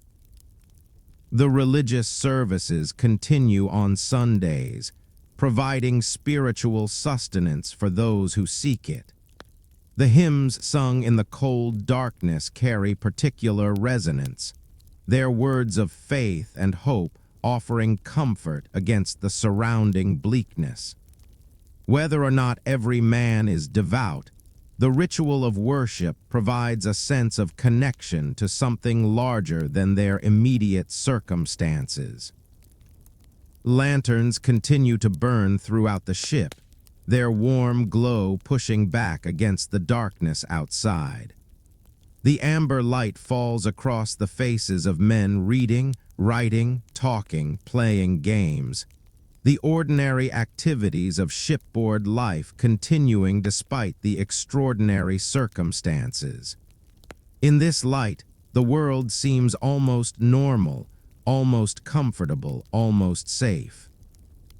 But the ice continues to grip the ship, and the darkness continues to press against the portholes, and the cold continues to seep through every crack and seam. The second polar winter is a test of endurance, of patience, of the quiet strength that sustains men when hope grows dim and the future is uncertain. The darkness returns like an old acquaintance, and the men settle once more into the quiet work of waiting.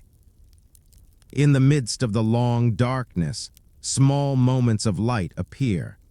Not the light of the sun, which remains below the horizon, but the light of human connection, of simple pleasures, of the ordinary joys that sustain life even in extraordinary circumstances. The ship's dogs provide one such source of light. These sturdy animals, brought aboard for practical purposes, have become companions to the crew. Men spend time in the kennels, petting the dogs, speaking to them, enjoying the simple warmth of animal affection. The dogs respond with enthusiasm, their tails wagging, their eyes bright with attention. In a world where human connections are strained by circumstance, the uncomplicated devotion of a dog offers comfort. One dog in particular has become a favorite of the crew. She is a gentle creature with thick fur and intelligent eyes, and she has learned to respond to her name with tail-wagging excitement. She visits different parts of the ship during her daily exercise, receiving treats and attention from men who treasure these small interactions. Her presence on the deck or in the mess hall brings smiles to faces that have grown too accustomed to solemnity. Birthdays are celebrated when they occur, providing occasions for extra rations and small gifts. The cook prepares whatever special dish can be managed from the available provisions, and the crew gathers to offer congratulations and good wishes. These celebrations mark the passage of time in a positive way, reminding the crew that life continues, that the future will come, that there are still things worth celebrating. The mending of clothes becomes a kind of meditation for some of the men. Sitting with needle and thread, repairing the wear and tear of daily use, they find a calm satisfaction in this simple work. The rhythmic motion of stitching, the focus required for neat repairs, the tangible result of clothing made whole again. These small accomplishments provide a sense of purpose and achievement. Books pass from hand to hand, their pages worn and soft from repeated reading. Favorites are shared and discussed, their stories providing mental escape from the monotony of shipboard life. Men recommend titles to each other, debate the merits of different authors, find common ground in the worlds that literature opens.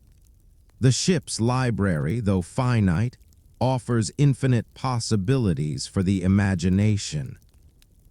Shared jokes become treasures in these conditions. A particularly good story, a clever observation, a moment of unexpected humor. These are valued out of all proportion to their objective significance. Laughter, when it comes, is precious, a release of tension that lightens the spirit and draws men together. The cook's efforts are appreciated with renewed gratitude during these long months. Every meal that arrives hot and tasty, every loaf of bread fresh from the oven, every small variation in the routine of preserved provisions, these are gifts that the crew recognizes and thanks. The cook works in difficult conditions, with limited ingredients and aging supplies, and his ability to produce palatable meals is a form of artistry. Music appears occasionally when men with instruments or singing voices offer their talents. A fiddle tune, a sea shanty, a hymn sung in harmony. These moments of music lift the spirits and remind the crew of the world beyond the ice. The melodies carry memories of home, of taverns and churches and family gatherings, of the life that waits for their return. The aurora borealis continues to display its ghostly curtains across the polar sky. When conditions are right, the crew gathers on deck to watch, their faces illuminated by the pale green and pink light. There is something almost spiritual about these displays, as if the sky itself were offering a gift to those who wait in darkness. Small kindnesses multiply in these conditions.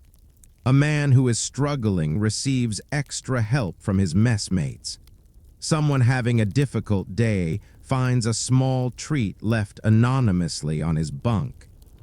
The care that the crew members show for each other is itself a form of light, a warmth that persists even when the stoves burn low and the cold presses in. DeLong observes these moments with quiet satisfaction. The morale of the crew, while challenged by the extended captivity, has not broken. The men continue to support each other, to find reasons for hope, to maintain the human connections that make their survival possible. These small moments of light, accumulated over weeks and months, form a kind of constellation that guides them through the darkness. In these small moments, light finds its way in. Through a shared smile, a warm drink, a story told twice. In May 1881, as the third spring of the expedition begins, the endless ice reveals a gift. Land appears on the horizon, rocky peaks rising from the frozen sea, the first new territory the expedition has discovered. The crew gathers at the rail to look, their eyes fixed on this unexpected sight. They have found something that no Western explorer has seen before. The islands are small, rocky, and desolate, but their discovery represents a triumph for the expedition. This is what they came for: to explore, to discover, to add to the map of the known world. The months of captivity, the endless drifting, the frustration of helplessness, all of it now has a tangible result. They have found new land. De Long names the first island Jeannette Island, after the ship that has carried them this far. The second, discovered shortly after, he names Henrietta Island, after the mother of James Gordon Bennett, the expedition's sponsor. These names will appear on maps for generations to come, marking the expedition's contribution to geographical knowledge. Landing parties are organized to explore the islands and claim them formally. The work is difficult. The ice around the islands is rough and broken, the shores rocky and steep, but the crew approaches it with enthusiasm renewed by the significance of the discovery. After so many months of passive drifting, they are finally doing something, accomplishing something, making their mark on the world. The parties that land on the islands find them barren but geologically interesting. The rocks are volcanic in origin, suggesting a connection to the great geological forces that shape the Arctic seabed. Specimens are collected for later scientific study, samples of rock, measurements of elevation and extent, observations of whatever wildlife can be found. Flags are planted on both islands, claiming them for the United States. These small ceremonies, conducted on frozen shores far from any witness, carry profound significance for the crew. They are no longer merely survivors of an unfortunate captivity. They are explorers who have achieved their mission's central purpose. They have discovered new land. The documentation of the islands proceeds with careful attention. The officers sketch the coastlines, estimate the dimensions, record the coordinates as precisely as their instruments allow. This information will be valuable to future expeditions, providing the first accurate description of these previously unknown territories. The birds that nest on the islands provide a welcome supplement to the expedition's provisions. Eggs are collected where possible, and some birds are taken for fresh meat. These modest resources represent wealth beyond measure after the long months of preserved provisions. De Long's journal entries from this period reveal a shift in his mood. The discovery has renewed his sense of purpose and hope. Whatever else may happen, the expedition has accomplished something of lasting value. The names Jeannette and Henrietta will appear on maps, and future generations will know that this expedition was here, that these men made these discoveries. The crew shares in this renewed optimism. The discovery proves that their suffering has not been meaningless, that their patience has produced results. Morale improves noticeably in the days following the sightings, as men discuss the significance of what they have found and speculate about what other discoveries might await. But the ice continues to hold the ship, and the drift continues to carry them away from the islands almost as soon as they are discovered. The crew watches the rocky peaks recede into the distance, wondering if they will ever see land again, wondering what the vast Arctic still holds in store for them. The discovery of Jeannette and Henrietta Islands represents the high point of the expedition's scientific achievement. In the months ahead, circumstances will change dramatically, and the crew will face challenges that make the long captivity seem almost comfortable by comparison. But for now, in May 1881, they have reason to celebrate. They have found new land. New land rises from the ice, a small gift from this vast and indifferent sea. The ice that has held the Jeannette for nearly 2 years now begins to show a different character. The pressure that has been a constant presence, groaning and creaking against the hull, intensifies as June 1881 arrives. The sounds grow louder, more frequent, more alarming. The ship begins to move in ways she has not moved before, shifting, tilting, settling in the ice's grip. DeLong monitors the situation with increasing concern. He has his officers examine the hull daily, looking for signs of damage, for any indication that the ice is winning the long battle against the ship's structure. The reports are troubling. Water is entering the hold at a faster rate than before. The pumps must work constantly to keep ahead of the leakage.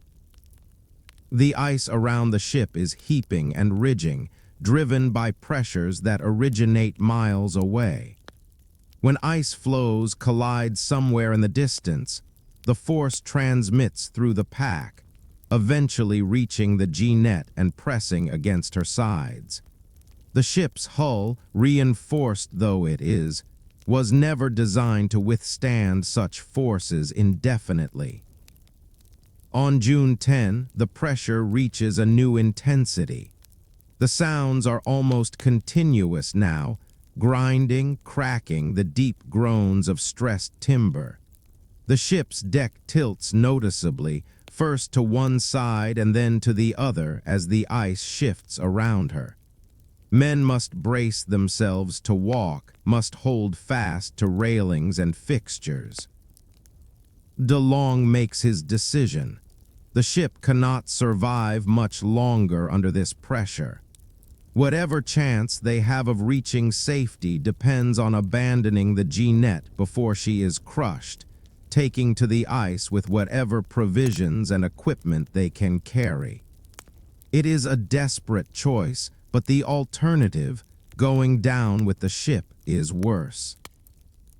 The order to prepare for evacuation is given calmly but firmly. The crew has discussed this possibility before, has planned for it in general terms. Now the plans must be executed. Supplies are gathered and sorted. Food, fuel, clothing, scientific records, navigation equipment. The 3 boats that the expedition carries are prepared for transport across the ice. The work proceeds with remarkable discipline.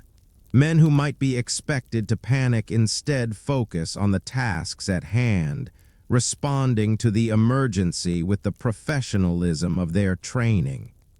Each man knows his responsibilities and executes them. The provisions are loaded onto sledges. The dogs are harnessed. The boats are rigged for hauling. DeLong supervises the evacuation with the steady manner that has characterized his command throughout the expedition. He ensures that nothing essential is left behind, that the supplies are distributed properly, that the crew remains organized and focused. His journal and the scientific records are secured carefully. These documents must survive even if nothing else does.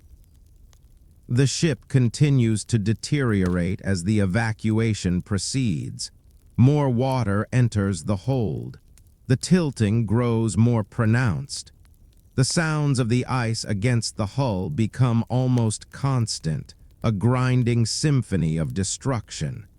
Time is short, and everyone knows it. By June 12, the crew and supplies are on the ice. They have established a camp at a safe distance from the ship, on a flat section of floe that seems stable enough to support them. From here, they watch the Jeannette in her final struggle against the ice that has held her for so long. The ship that has been their home for nearly 2 years, the wooden world that has sheltered them through polar nights and Arctic summers, is dying. The hull has been breached in multiple places.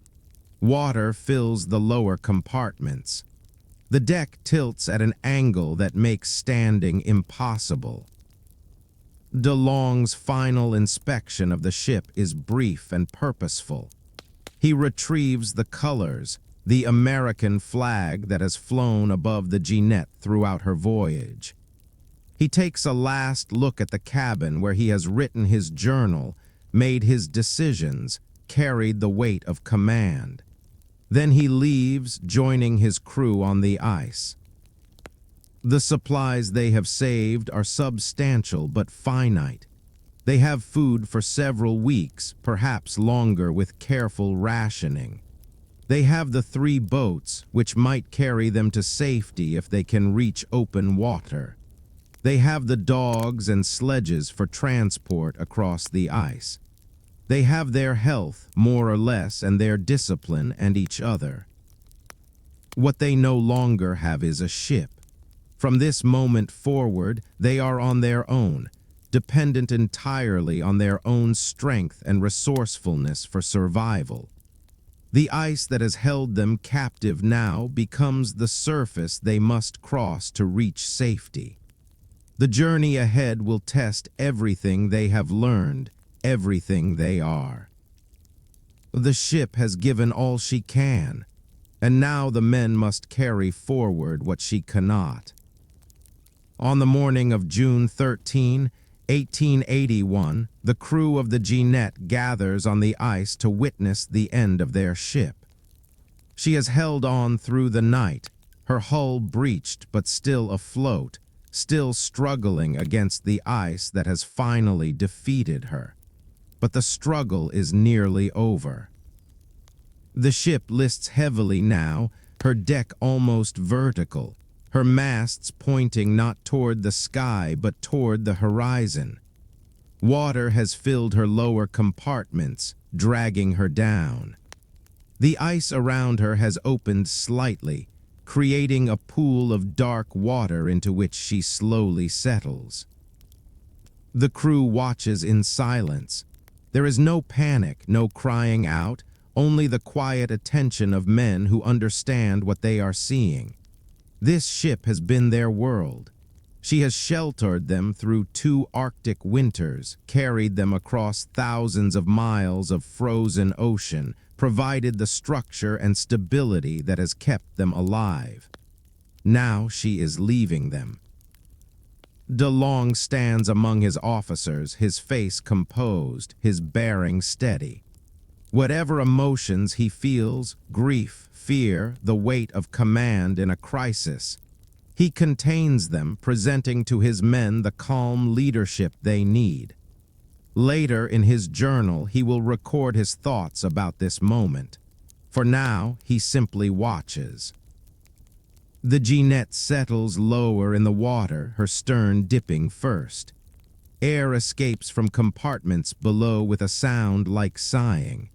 The ice around her shifts and grinds, almost as if acknowledging the ship's departure.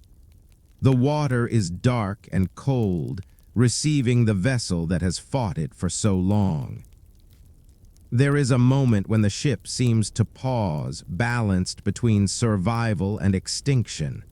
Then, slowly but inevitably, she slips beneath the surface. The dark water closes over her deck, her masts, her rigging. Bubbles rise briefly to the surface, and then she is gone. The crew stands in silence for several minutes after the ship has disappeared. Some remove their hats in respect. Others bow their heads as if in prayer. The place where the Jeannette went down is marked only by a disturbance in the water, by scattered debris floating on the surface, by the absence of what was. De Long speaks quietly to his officers. The moment of mourning must be brief. There is work to be done, survival to be secured. The crew cannot stand here watching an empty patch of water. They must turn their attention to the living, to the challenges ahead, to the journey that will determine whether any of them see home again. The camp on the ice becomes their new base of operations. The supplies are inventoried and organized. Watches are set, responsibilities assigned. The structure of naval discipline, which has sustained them through 2 years of captivity, now must sustain them through what lies ahead. The 3 boats, named for whaling ships, sturdy craft designed for rough conditions, are examined and prepared. These vessels represent their only hope of reaching civilization if they can find open water. Without the boats, they would have no means of crossing any significant stretch of sea. The dogs and sledges are organized for the march that must come. The ice stretches in every direction, vast and white and seemingly endless. Somewhere to the south lie the shores of Siberia, the nearest land, the nearest hope of rescue. The crew must cross the ice to reach it. De Long's journal entry for this day is brief but significant.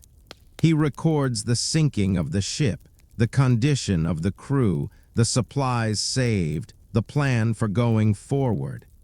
His tone is matter of fact, the voice of a commander who cannot afford the luxury of despair. There is work to be done. The ice continues its slow drift, carrying the crew and their supplies on its surface just as it once carried the ship. The Jeannette is gone, but the expedition continues. The men she brought this far must now find their own way home.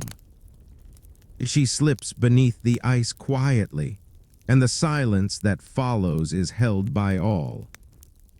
On June 18, 1881, 5 days after the sinking of the Jeannette, De Long gives the order to begin the march southward. The crew assembles at the edge of their camp, their supplies loaded onto sledges, the dogs harnessed and eager, the 3 boats rigged for transport across the ice. The journey to safety, or to whatever fate awaits, has begun. The goal is the Siberian coast, specifically the delta of the Lena River, where settlements are known to exist. The distance is approximately 500 miles, across ice that is anything but smooth. The crew must haul their boats and supplies over pressure ridges, around open leads, through terrain that offers constant obstacles and few landmarks. The party numbers 33 men, 3 boats, and a team of dogs. The boats are the heaviest burden, essential for crossing open water but difficult to transport across rough ice. They are mounted on sledge runners, and teams of men take turns hauling them, leaning into harnesses, straining against the weight. The first days of the march establish the rhythm that will govern the journey. The crew rises early, breaks camp, loads the sledges, and begins moving. Progress is measured in miles per day, and the miles come slowly. The ice is broken and rough, with pressure ridges rising 10 or 15 feet in places. Each ridge must be climbed, the sledges and boats hauled over the crest and lowered carefully down the far side. De Long leads by example, taking his turn at the hauling ropes, sharing the labor with his men. He monitors the crew's condition carefully, watching for signs of exhaustion or injury. The surgeon examines anyone who reports problems, treating the blisters and strains that quickly develop from the hard work. Meals are prepared from the provisions saved from the ship. The cook manages the supplies with careful attention, ensuring that every man receives adequate nutrition without depleting the stores too quickly. Hot coffee and tea provide warmth and comfort during breaks. Fresh water is obtained by melting ice, a constant task that consumes both time and fuel. The dogs prove their worth during these early days of the march. They pull the lighter sledges with enthusiasm, their paws adapted to the ice, their endurance seemingly inexhaustible. The men who work with the dogs develop relationships with individual animals, learning their personalities and preferences. Navigation is challenging on the featureless ice. There are no landmarks, no roads, no signs pointing the way to safety. The officers use compass and celestial observations to maintain their bearing, correcting for the magnetic variations that affect navigation in the polar regions. Each day's progress is plotted on the charts, showing the slow accumulation of miles toward the distant shore. The weather varies from day to day. Some days are clear and cold, with good visibility and relatively easy going. Other days bring fog and wind, reducing visibility and making navigation difficult. Snow falls occasionally, adding to the challenges of travel but also providing fresh water and covering the roughest ice with a smoothing layer. Camps are established each evening when the crew has exhausted its strength for the day.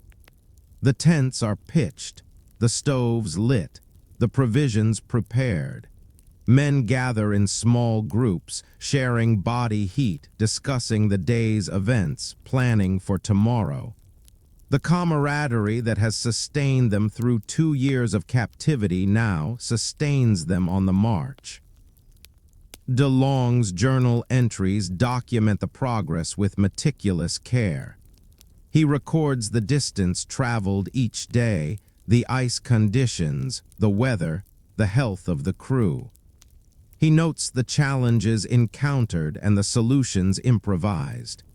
These entries will eventually be recovered and published, providing a detailed record of the march across the ice. The march is both physical and mental challenge.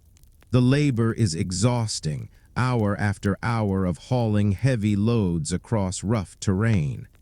The cold saps energy and threatens frostbite. The monotony of the endless ice wears on morale. The uncertainty of what lies ahead weighs on every man's mind. But the crew presses on, one step at a time, 1 mile at a time. They have come too far to give up now. The Siberian coast lies somewhere to the south, and they will reach it or die trying. This is not bravado, but simple reality. There is no alternative, no rescue coming, no help that will find them in this frozen wilderness. Their survival depends entirely on themselves. The boats are a constant burden and a constant hope. Heavy as they are to haul, they represent the expedition's only chance of crossing open water when, if they reach it. The crew guards them carefully, protecting them from damage, ensuring that they remain seaworthy for the challenges ahead. As the days accumulate into weeks, the march develops its own rhythm. The crew becomes accustomed to the routine, their bodies adapting to the demands, their minds settling into the focused determination of long-distance travel. They are no longer sailors. They are walkers, haulers, survivors making their way across a frozen world. 1 foot, then another. the rhythm of the march becomes its own kind of breathing. The calendar turns from June to July, and the march continues across the frozen landscape. The crew has now been walking for weeks, hauling their boats and supplies over pressure ridges, around melt pools, through terrain that seems designed to resist their every effort. The Siberian coast remains somewhere ahead, invisible beyond the endless white horizon. The ice stretches in all directions without variation, without landmark, without any feature that might distinguish 1 mile from another. The men walk through a world of white and gray and pale blue, the colors of ice and sky and shadow. The monotony is profound, broken only by the obstacles that must be overcome, the ridges that must be climbed, the leads of open water that must be circumnavigated. Progress is measured in fractions of miles. On a good day, the expedition might cover 3 or 4 miles toward their goal. On a bad day, when the ice is particularly rough or the weather particularly harsh, they might manage only 1 mile or even less. The arithmetic of survival becomes increasingly concerning as the days accumulate. And then there is the drift.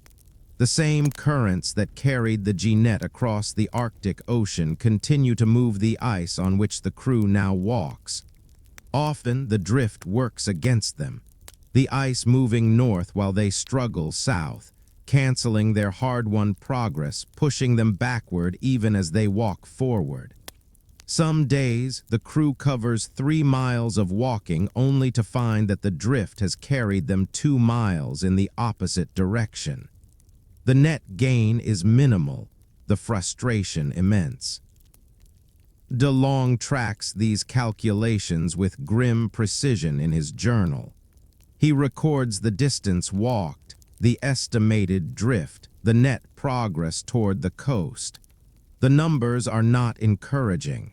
At this rate, the journey could take many more weeks than their provisions will allow. Something must change or they will not survive. The rations are reduced again. The expedition left the ship with what seemed like adequate supplies, but the slow progress and the physical demands of the march are consuming resources faster than anticipated. Each man's daily allotment of food grows smaller, even as the work grows harder. Hunger becomes a constant companion, a gnawing presence that accompanies every step. The dogs, too, feel the strain. These sturdy animals have worked faithfully throughout the march, pulling sledges, providing companionship, offering their enthusiasm to lift the crew's spirits. But they require food as well, and the expedition's supplies cannot sustain both men and dogs indefinitely. The difficult decision must be made. De Long orders the sacrifice of some of the dogs. This is not done callously. These animals have become companions, almost friends. But survival demands hard choices, and the dog's meat will provide nutrition that the men desperately need. The deed is done quietly with as much respect as circumstances allow. The meat is added to the expedition's provisions. The crew's physical condition deteriorates as the weeks pass. The combination of hard labor, inadequate nutrition, and constant cold takes its toll. Men who were strong and healthy at the start of the march now show signs of exhaustion, their faces gaunt, their movements slower. The surgeon monitors their condition but has limited resources to address the problems he observes. Frostbite becomes an increasing concern. Despite careful attention to clothing and exposure, the cold finds its way to extremities. Fingers and toes grow numb, then painful, then worse. Some men will carry the marks of this journey on their bodies for the rest of their lives, however long or short those lives may be. The mental strain is as severe as the physical. The endless sameness of the ice, the slow progress, the uncertainty about the future, these weigh heavily on spirits that have already endured 2 years of captivity. Some men grow quiet and withdrawn. Others become irritable, snapping at companions over trivial matters. De Long works to maintain morale, but his tools are limited. Yet the march continues. Each morning, the crew rises from inadequate sleep, breaks camp, loads the sledges, and resumes the journey south. There is no alternative, no option to give up, no rescue waiting to relieve them. Their survival depends on reaching the Siberian coast, and so they walk toward it day after day, mile after painful mile. The boats remain essential and burdensome. Without them, any significant stretch of open water would be impassable. With them, the march is slowed by their weight and awkwardness. The crew hauls them faithfully, understanding their importance, enduring the extra effort they require. The horizon offers no change, no encouragement. Ice extends to the edge of sight in every direction as if the world were made of nothing else. The crew walks toward that horizon, reaches it, and finds only more ice beyond. The coast must be there somewhere, but it seems impossibly distant, perhaps unreachable. The ice moves beneath them as they walk, sometimes forward, sometimes back, always uncertain. September arrives, and with it comes a change in the character of the ice. The solid pack that has defined the crew's world for so long begins to break apart. Leads of open water appear more frequently, dark ribbons cutting through the white expanse. The ice flows, once frozen together in a continuous mass, now separate and drift individually. The frozen landscape is becoming a frozen seascape. For the first time since the march began, the boats can be used as boats.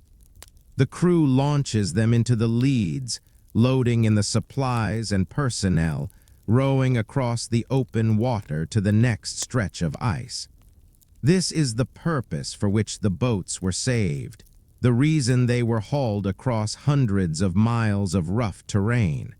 Now they prove their worth. The transition from walking to rowing brings relief to exhausted legs and backs. The motion is different, arms and shoulders now bearing the burden instead of legs and feet. But the change itself is welcome. Men who have been walking for months now sit in boats, their oars dipping into water that is shockingly cold but beautifully liquid after so much solid ice. The rowing is not easy. The water is rough, choppy with the movement of ice floes that drift and collide around them. Navigating between the flows requires constant attention as the gaps open and close unpredictably. The boats must sometimes wait while a passage clears or change course to avoid being trapped between closing ice. The 3 boats travel together when possible, maintaining visual contact across the leads. De Long commands 1 boat, Lieutenant Chip another, Chief Engineer Melville the 3rd. Each boat carries a portion of the crew and supplies, the expedition's resources distributed to reduce the risk of losing everything in a single accident. The progress by water is faster than the progress by foot. Miles that would have taken days to cross on the ice can be covered in hours by rowing. The crew's spirits lift as they watch the distance to the coast diminish more rapidly than before. Perhaps they will reach safety after all. Perhaps the worst is behind them. But the open water brings new dangers. The boats are small, the sea is rough, and the crew's experience with actual sailing has been limited during 2 years frozen in the ice. Waves splash over the gunwales, soaking men who are already cold. The boats pitch and roll in ways that turn stomachs accustomed to solid footing. Seasickness, of all things, becomes a problem for men who have spent their captivity on a ship that never moved. The weather grows increasingly hostile as September progresses. Storms sweep across the broken ice, bringing wind and rain and reducing visibility. The boats must sometimes shelter behind ice floes, waiting for conditions to improve before continuing. These delays consume time and provisions, adding pressure to an already desperate situation. Navigation becomes more critical than ever. The officers use every available means to determine their position and maintain their bearing toward the Lena River Delta. The compass is consulted constantly, the position of the sun noted when it appears through the clouds. The charts, preserved through all the hardships of the march, now guide them across the final stretch to land. The coast is close now, perhaps only 100 miles, perhaps less. After all the months of captivity, all the weeks of marching, the end of the ice journey is almost in sight. The crew bends to their oars with renewed determination, pulling toward the land that represents salvation, toward the settlements where help might be found. The water is dark and cold around them, but it is water, liquid, navigable, crossable. The boats move through it with purpose, carrying men who have endured more than anyone should be asked to endure, who have maintained their discipline and their hope through 2 years of Arctic captivity and 3 months of desperate travel. The shore must be there, beyond the horizon, beyond the drifting ice. The crew rows toward it, stroke after stroke, mile after mile. They are so close now. They have come so far. Open water stretches before them now, and the oars dip with a rhythm almost forgotten. On September 12, 1881, the weather that has been threatening for days finally unleashes its full force. A storm sweeps across the waters where the 3 boats of the Jeannette expedition struggle toward the Siberian coast. Wind and waves rise together, and visibility drops to almost nothing. The boats, which have been traveling in company, are suddenly isolated from each other. The wind drives them apart, pushing each vessel in a different direction. Through the rain and spray, the crews lose sight of one another. Calls are shouted across the water, but the wind tears the words away before they can carry. Within minutes, each boat is alone. This separation will prove to be permanent. The 3 boats will never reunite. The 33 men who left the sinking Jeannette together will now face the remaining journey in 3 separate groups, each unaware of the other's fate, each struggling toward the coast with whatever resources it carries. DeLong's boat carries the largest group, 14 men including the captain himself.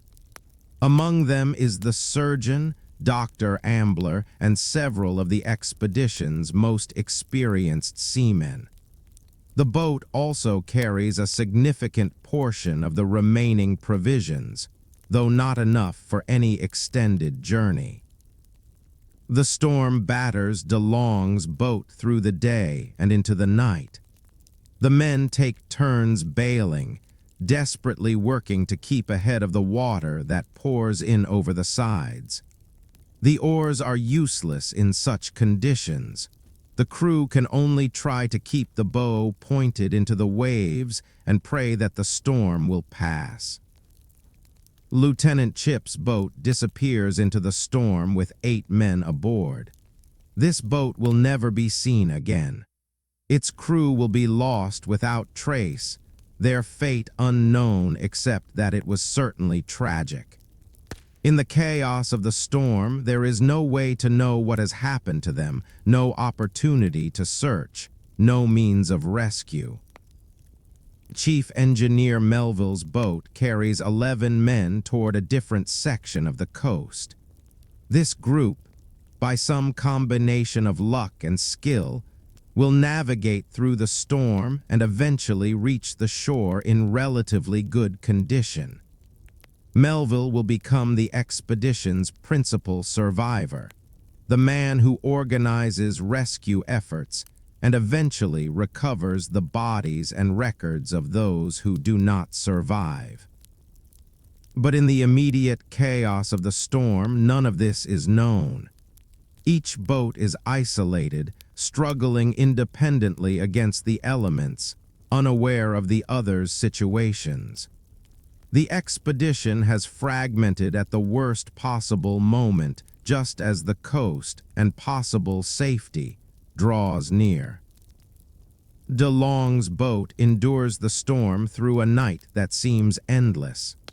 The darkness is complete, broken only by occasional flashes of lightning that illuminate the heaving seas and driving rain.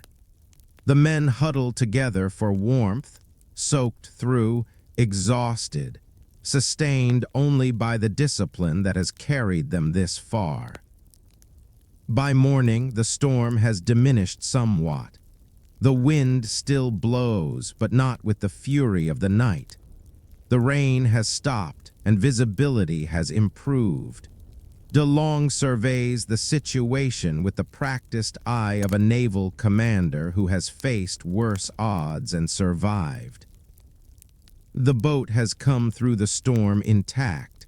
The men are exhausted and cold but alive. The provisions, though wet, are largely salvaged. The coast, they can see it now, a dark line on the southern horizon, is tantalizingly close. But of the other boats, there is no sign. DeLong calls and signals, but no answer comes. The sea stretches empty in every direction except toward the coast. The expedition's 3 boats, which have traveled together through so much hardship, are separated now, each facing its own destiny. There is nothing to be done but press on. DeLong orders the men to their oars, and the boat moves toward the shore. Whatever has happened to Chip and Melville, whatever fate has befallen their crews, DeLong must focus on the survival of the men in his own boat. The coast lies ahead, and they must reach it. The oars dip into the calming water, rise, dip again. The rhythm of rowing resumes, carrying the boat toward the dark line of land that represents their only hope. The men bend to their work in silence, each occupied with his own thoughts, each wondering about the companions they have lost. The fog closes in, and each boat becomes its own small world, moving forward alone. The Siberian coast emerges from the sea, not as a dramatic landfall with cliffs and mountains, but as a gradual transition from water to marsh to sodden land. The Lena River Delta stretches for hundreds of miles along this section of coast, a vast labyrinth of channels, islands, sandbars, and wetlands where the great river spreads and disperses before meeting the Arctic Ocean. DeLong's boat makes landfall in this delta on September 17, 1881. After more than 2 years on the ice and 3 months of desperate travel, the crew has finally reached solid ground. But this ground is far from salvation. The Delta is one of the most remote and inhospitable regions on Earth, a maze of waterways and marshes where villages are few and far between. The men step ashore onto soil that squishes beneath their boots, waterlogged tundra that is neither quite land nor quite water. The relief of reaching the coast is tempered by the realization that their journey is far from over. They have escaped the ice only to find themselves in a wilderness that offers few resources and no obvious path to safety. DeLong surveys the landscape with careful attention. The delta stretches in every direction, a flat expanse of channels and islands that looks remarkably similar from one point to the next. Navigation here will be challenging. There are no landmarks, no signs, no indications of where settlements might be found. The crew must find help somewhere in this vastness, or their escape from the ice will have been for nothing. The boat is pulled ashore and secured. The provisions are inventoried, frighteningly little remains after the long journey. The men are in poor condition, weakened by months of inadequate food and constant exertion. Some can barely walk. Others show signs of scurvy, their gums bleeding, their joints aching. The surgeon does what he can with his limited supplies. The immediate decision is which direction to travel. The Lena River flows from the south, and settlements are known to exist along its banks, many miles inland. But which channel of the delta leads to these settlements? The maze of waterways offers no clear answer. DeLong decides to head south and west, following the channels that seem most likely to lead to the main course of the river. The crew loads back into the boat where possible, rowing through the shallow waters of the delta. Where the water becomes too shallow, they must get out and wade, dragging the boat behind them. The going is desperately slow. The channels twist and turn, sometimes dead-ending in marshes, sometimes opening into broad, shallow lakes that seem to lead nowhere.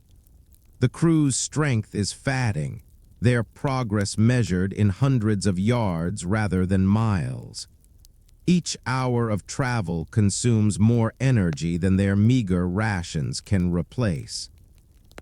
The landscape offers little in the way of resources. Birds are occasionally seen, but hunting requires energy and ammunition that the crew cannot spare. Fish might be caught, but the equipment for fishing was lost or abandoned during the long journey across the ice. The men are reduced to eating whatever they can find, roots, lichens, anything that might provide nourishment. The cold is returning. September in the Siberian Arctic is not winter, but it is far from summer. Temperatures drop below freezing at night, and the crew's wet clothing provides inadequate protection. Fires are built when possible, using driftwood gathered from the shores, but fuel is scarce in this treeless landscape. DeLong's journal entries from these days are increasingly brief, the handwriting sometimes shaky. He records their position as best he can determine it, the condition of the men, the decisions made about route and rationing. The tone remains calm and matter-of-fact, the voice of a commander who will not surrender to despair no matter how desperate the circumstances. The crew moves through the delta like ghosts, pale and gaunt figures making their way through a landscape that seems indifferent to their presence. They are searching for any sign of human habitation. A village, a hunting camp, even tracks that might indicate people are nearby. But the delta reveals nothing except more channels, more marshes, more emptiness. Somewhere in this vastness there must be help. The Lena River has been a highway of Siberian commerce for centuries, with settlements and outposts along its course. If the crew can reach the main channel of the river, they will find people. If they can find people, they might survive. But the delta is vast, and their strength is failing, and the cold is deepening with each passing day. Land at last, though this land is vast and quiet and offers no easy answers. October arrives, and with it comes the hard truth that the boat can carry them no farther. The channels of the delta have become too shallow, too frozen, too clogged with ice to navigate. The crew must abandon their vessel and continue on foot, carrying what little they can, walking toward the settlements that must exist somewhere to the south. DeLong divides his diminishing supplies and organizes the march.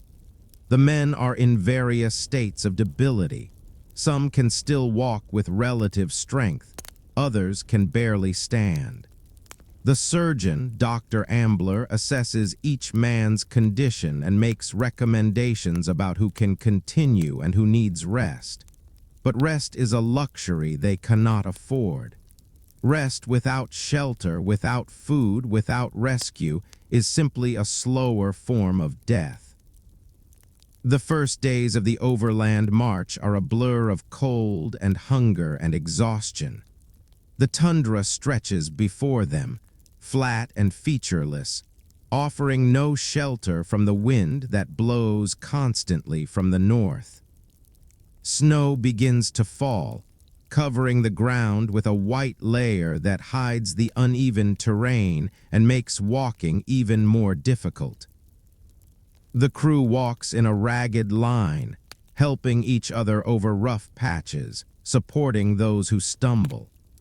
DeLong leads from the front when he can, sets the pace that the weakest members can maintain, calls rest stops when the group's strength flags. His leadership, which has sustained the expedition through 2 years of captivity and 3 months of desperate travel, now sustains them through this final ordeal. Food becomes the overwhelming concern. The provisions are nearly exhausted. The men search for anything edible, lichen scraped from rocks, roots dug from the frozen ground, the rare bird or small animal that might be caught. These findings are shared equally, each man receiving his portion regardless of rank. But the portions are desperately small, inadequate to sustain bodies that are working so hard in such cold conditions. DeLong makes the difficult decision to send 2 of the stronger men ahead to seek help. Nindemann and Narrows are chosen for this mission, seamen who have maintained their strength better than most, who have a chance of covering ground more quickly than the main group. They are given what directions DeLong can provide, pointed toward where the settlements should be, and sent forth with orders to bring rescue. The 2 men disappear into the snow, their figures growing smaller until they vanish entirely. The rest of the group watches them go, knowing that these messengers carry the expedition's best hope of survival.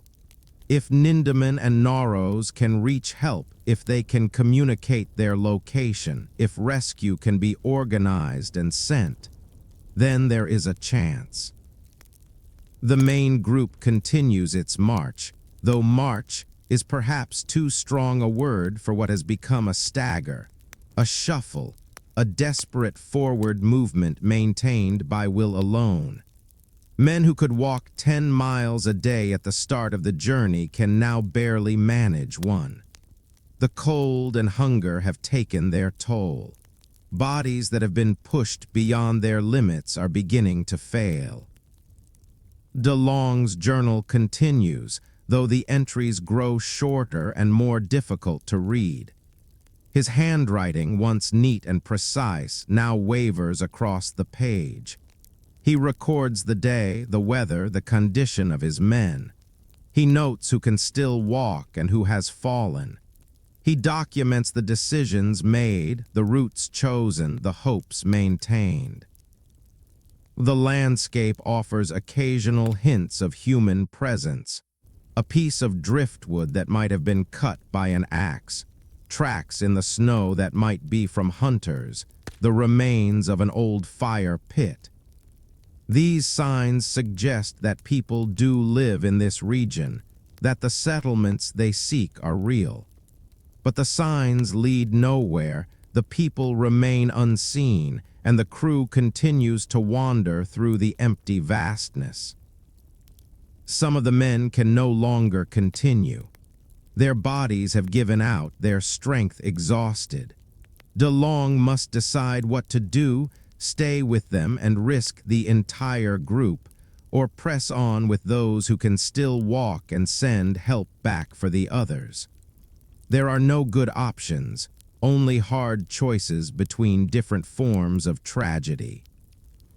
The group fragments as the march continues. Those who can walk press on. Those who cannot are left with what comfort can be provided, with promises that help will return for them.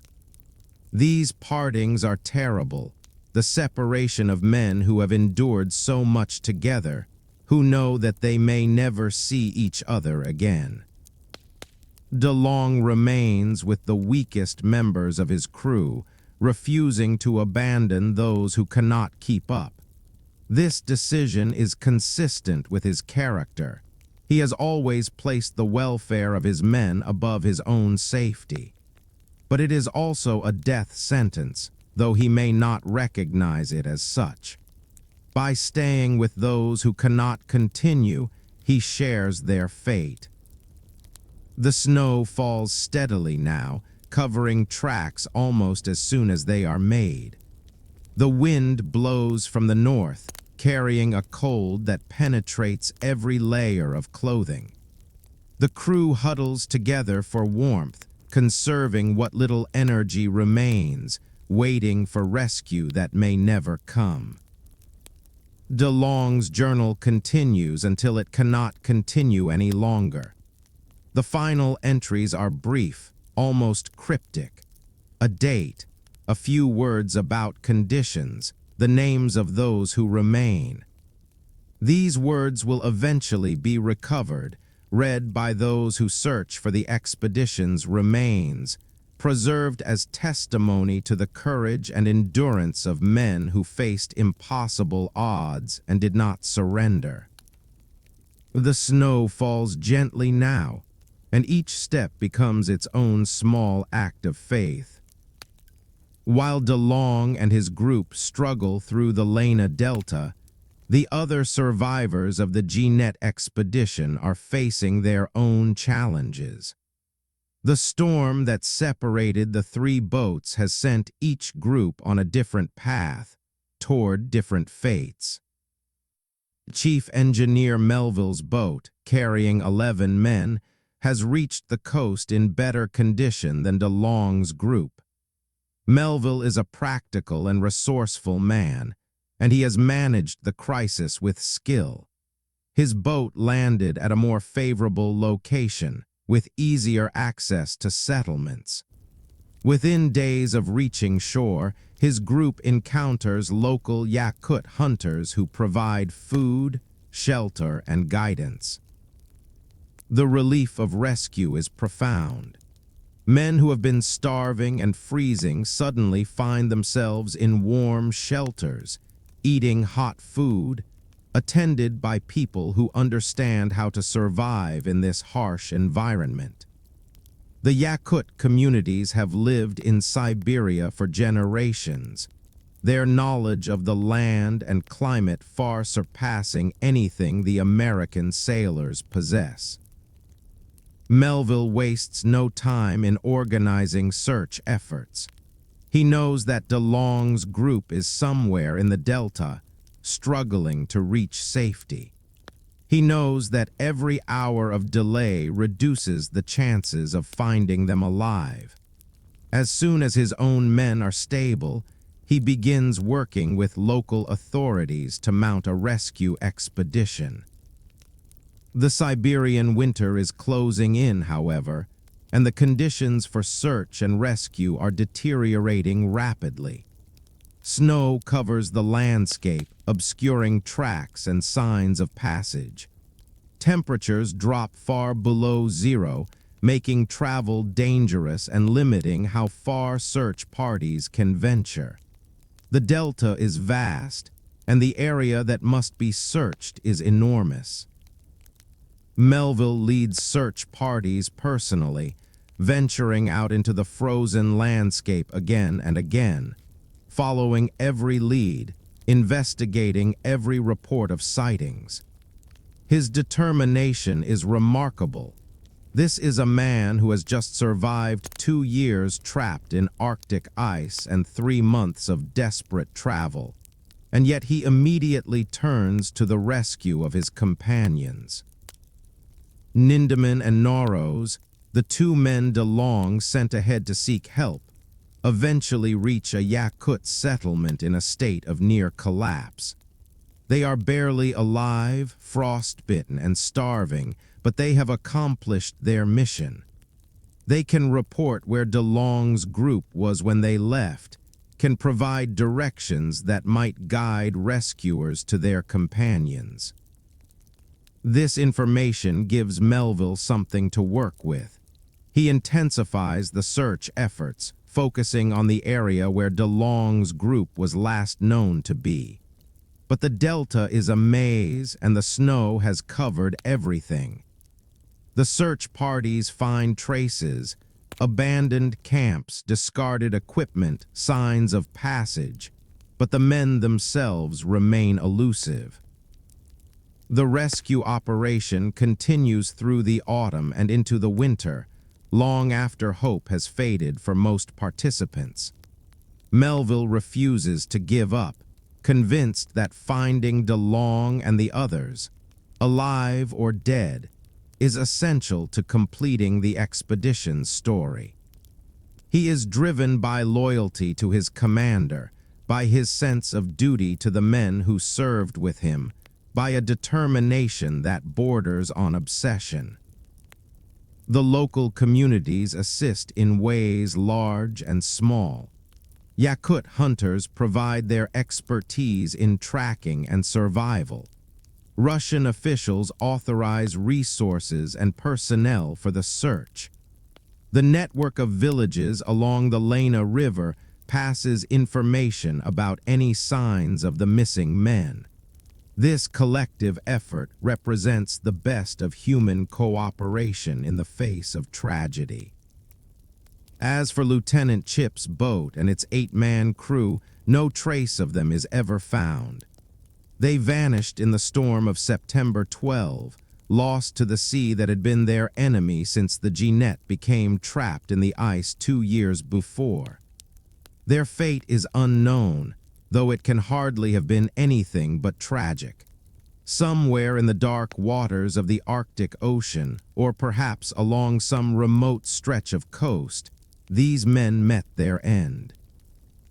The knowledge of this loss weighs heavily on the survivors. Chip was a capable officer, well liked by the crew. The men who sailed with him were colleagues and friends. Their disappearance leaves a gap in the expedition's story that can never be filled, a mystery that will never be solved. But Melville and the other survivors must focus on the living and the possibly living. The search for DeLong continues, driven by hope that fades but never quite dies. Somewhere in the frozen delta, the captain and his men are waiting, or have stopped waiting. The rescue parties press on, determined to find them either way. Warm hands reach out to cold ones, and the story begins to find its endings. The news reaches America slowly, carried across the vast distances that separate Siberia from the cities of the eastern seaboard. Telegrams are sent from the Russian outposts, translated and relayed through the network of cables that connects the world's communications centers. The first reports are fragmentary, uncertain, raising as many questions as they answer. The Jeannette has been lost. The crew has been divided. Some have survived, others have not. DeLong's fate remains unknown. The newspapers that sponsored the expedition now report its tragedy. Headlines announce the sinking of the ship, the desperate march across the ice, the separation in the storm. The American public, which had followed the expedition's departure with enthusiasm and then largely forgotten it during the 2 years of silence, now learns of the ordeal its countrymen have endured. Emma DeLong, the captain's wife, waits for definitive news about her husband. The early reports are contradictory and confusing. Some suggest that DeLong has been found. Others indicate that the search continues. She endures this uncertainty with the quiet strength that has characterized her throughout the long years of separation. When the final news comes, it is what she has dreaded. DeLong is dead. His body has been recovered from the frozen tundra, along with the bodies of several other crew members. His journal has been found, preserved by the cold, its final entries documenting the last days of his life. He died in October 1881, just weeks after reaching the Siberian coast, within miles of the settlements where rescue could have been found. The nation mourns. DeLong and his men are hailed as heroes, their sacrifice honored by a country that respects courage and endurance even in failure. Memorial services are held in churches across the land. Flags fly at half-staff. The president issues a statement of condolence and tribute. DeLong's journal is recovered and eventually published, providing a detailed account of the expedition from departure to the final days. This document becomes the primary source for understanding what the crew experienced, what decisions were made, what challenges were faced. DeLong's voice speaks from beyond death, telling the story that he could not tell in person. The scientific contributions of the expedition are recognized and preserved. The observations made during 2 years in the Arctic ice add to the understanding of polar conditions, weather patterns, ice behavior, magnetic variations. The discovery of Jeannette and Henrietta Islands adds new points to the map of the Arctic. These contributions do not justify the cost in human life, but they ensure that the suffering was not entirely without purpose. The expedition prompts reforms in Arctic exploration methodology. Future ventures will be better equipped, better provisioned, better prepared for the specific challenges of polar travel. The lessons learned from the Jeannette's experience, some paid for with lives, will benefit those who follow. The bodies of DeLong and his men are eventually returned to the United States, where they receive military honors. A memorial is erected, their names inscribed in stone, their sacrifice commemorated for future generations.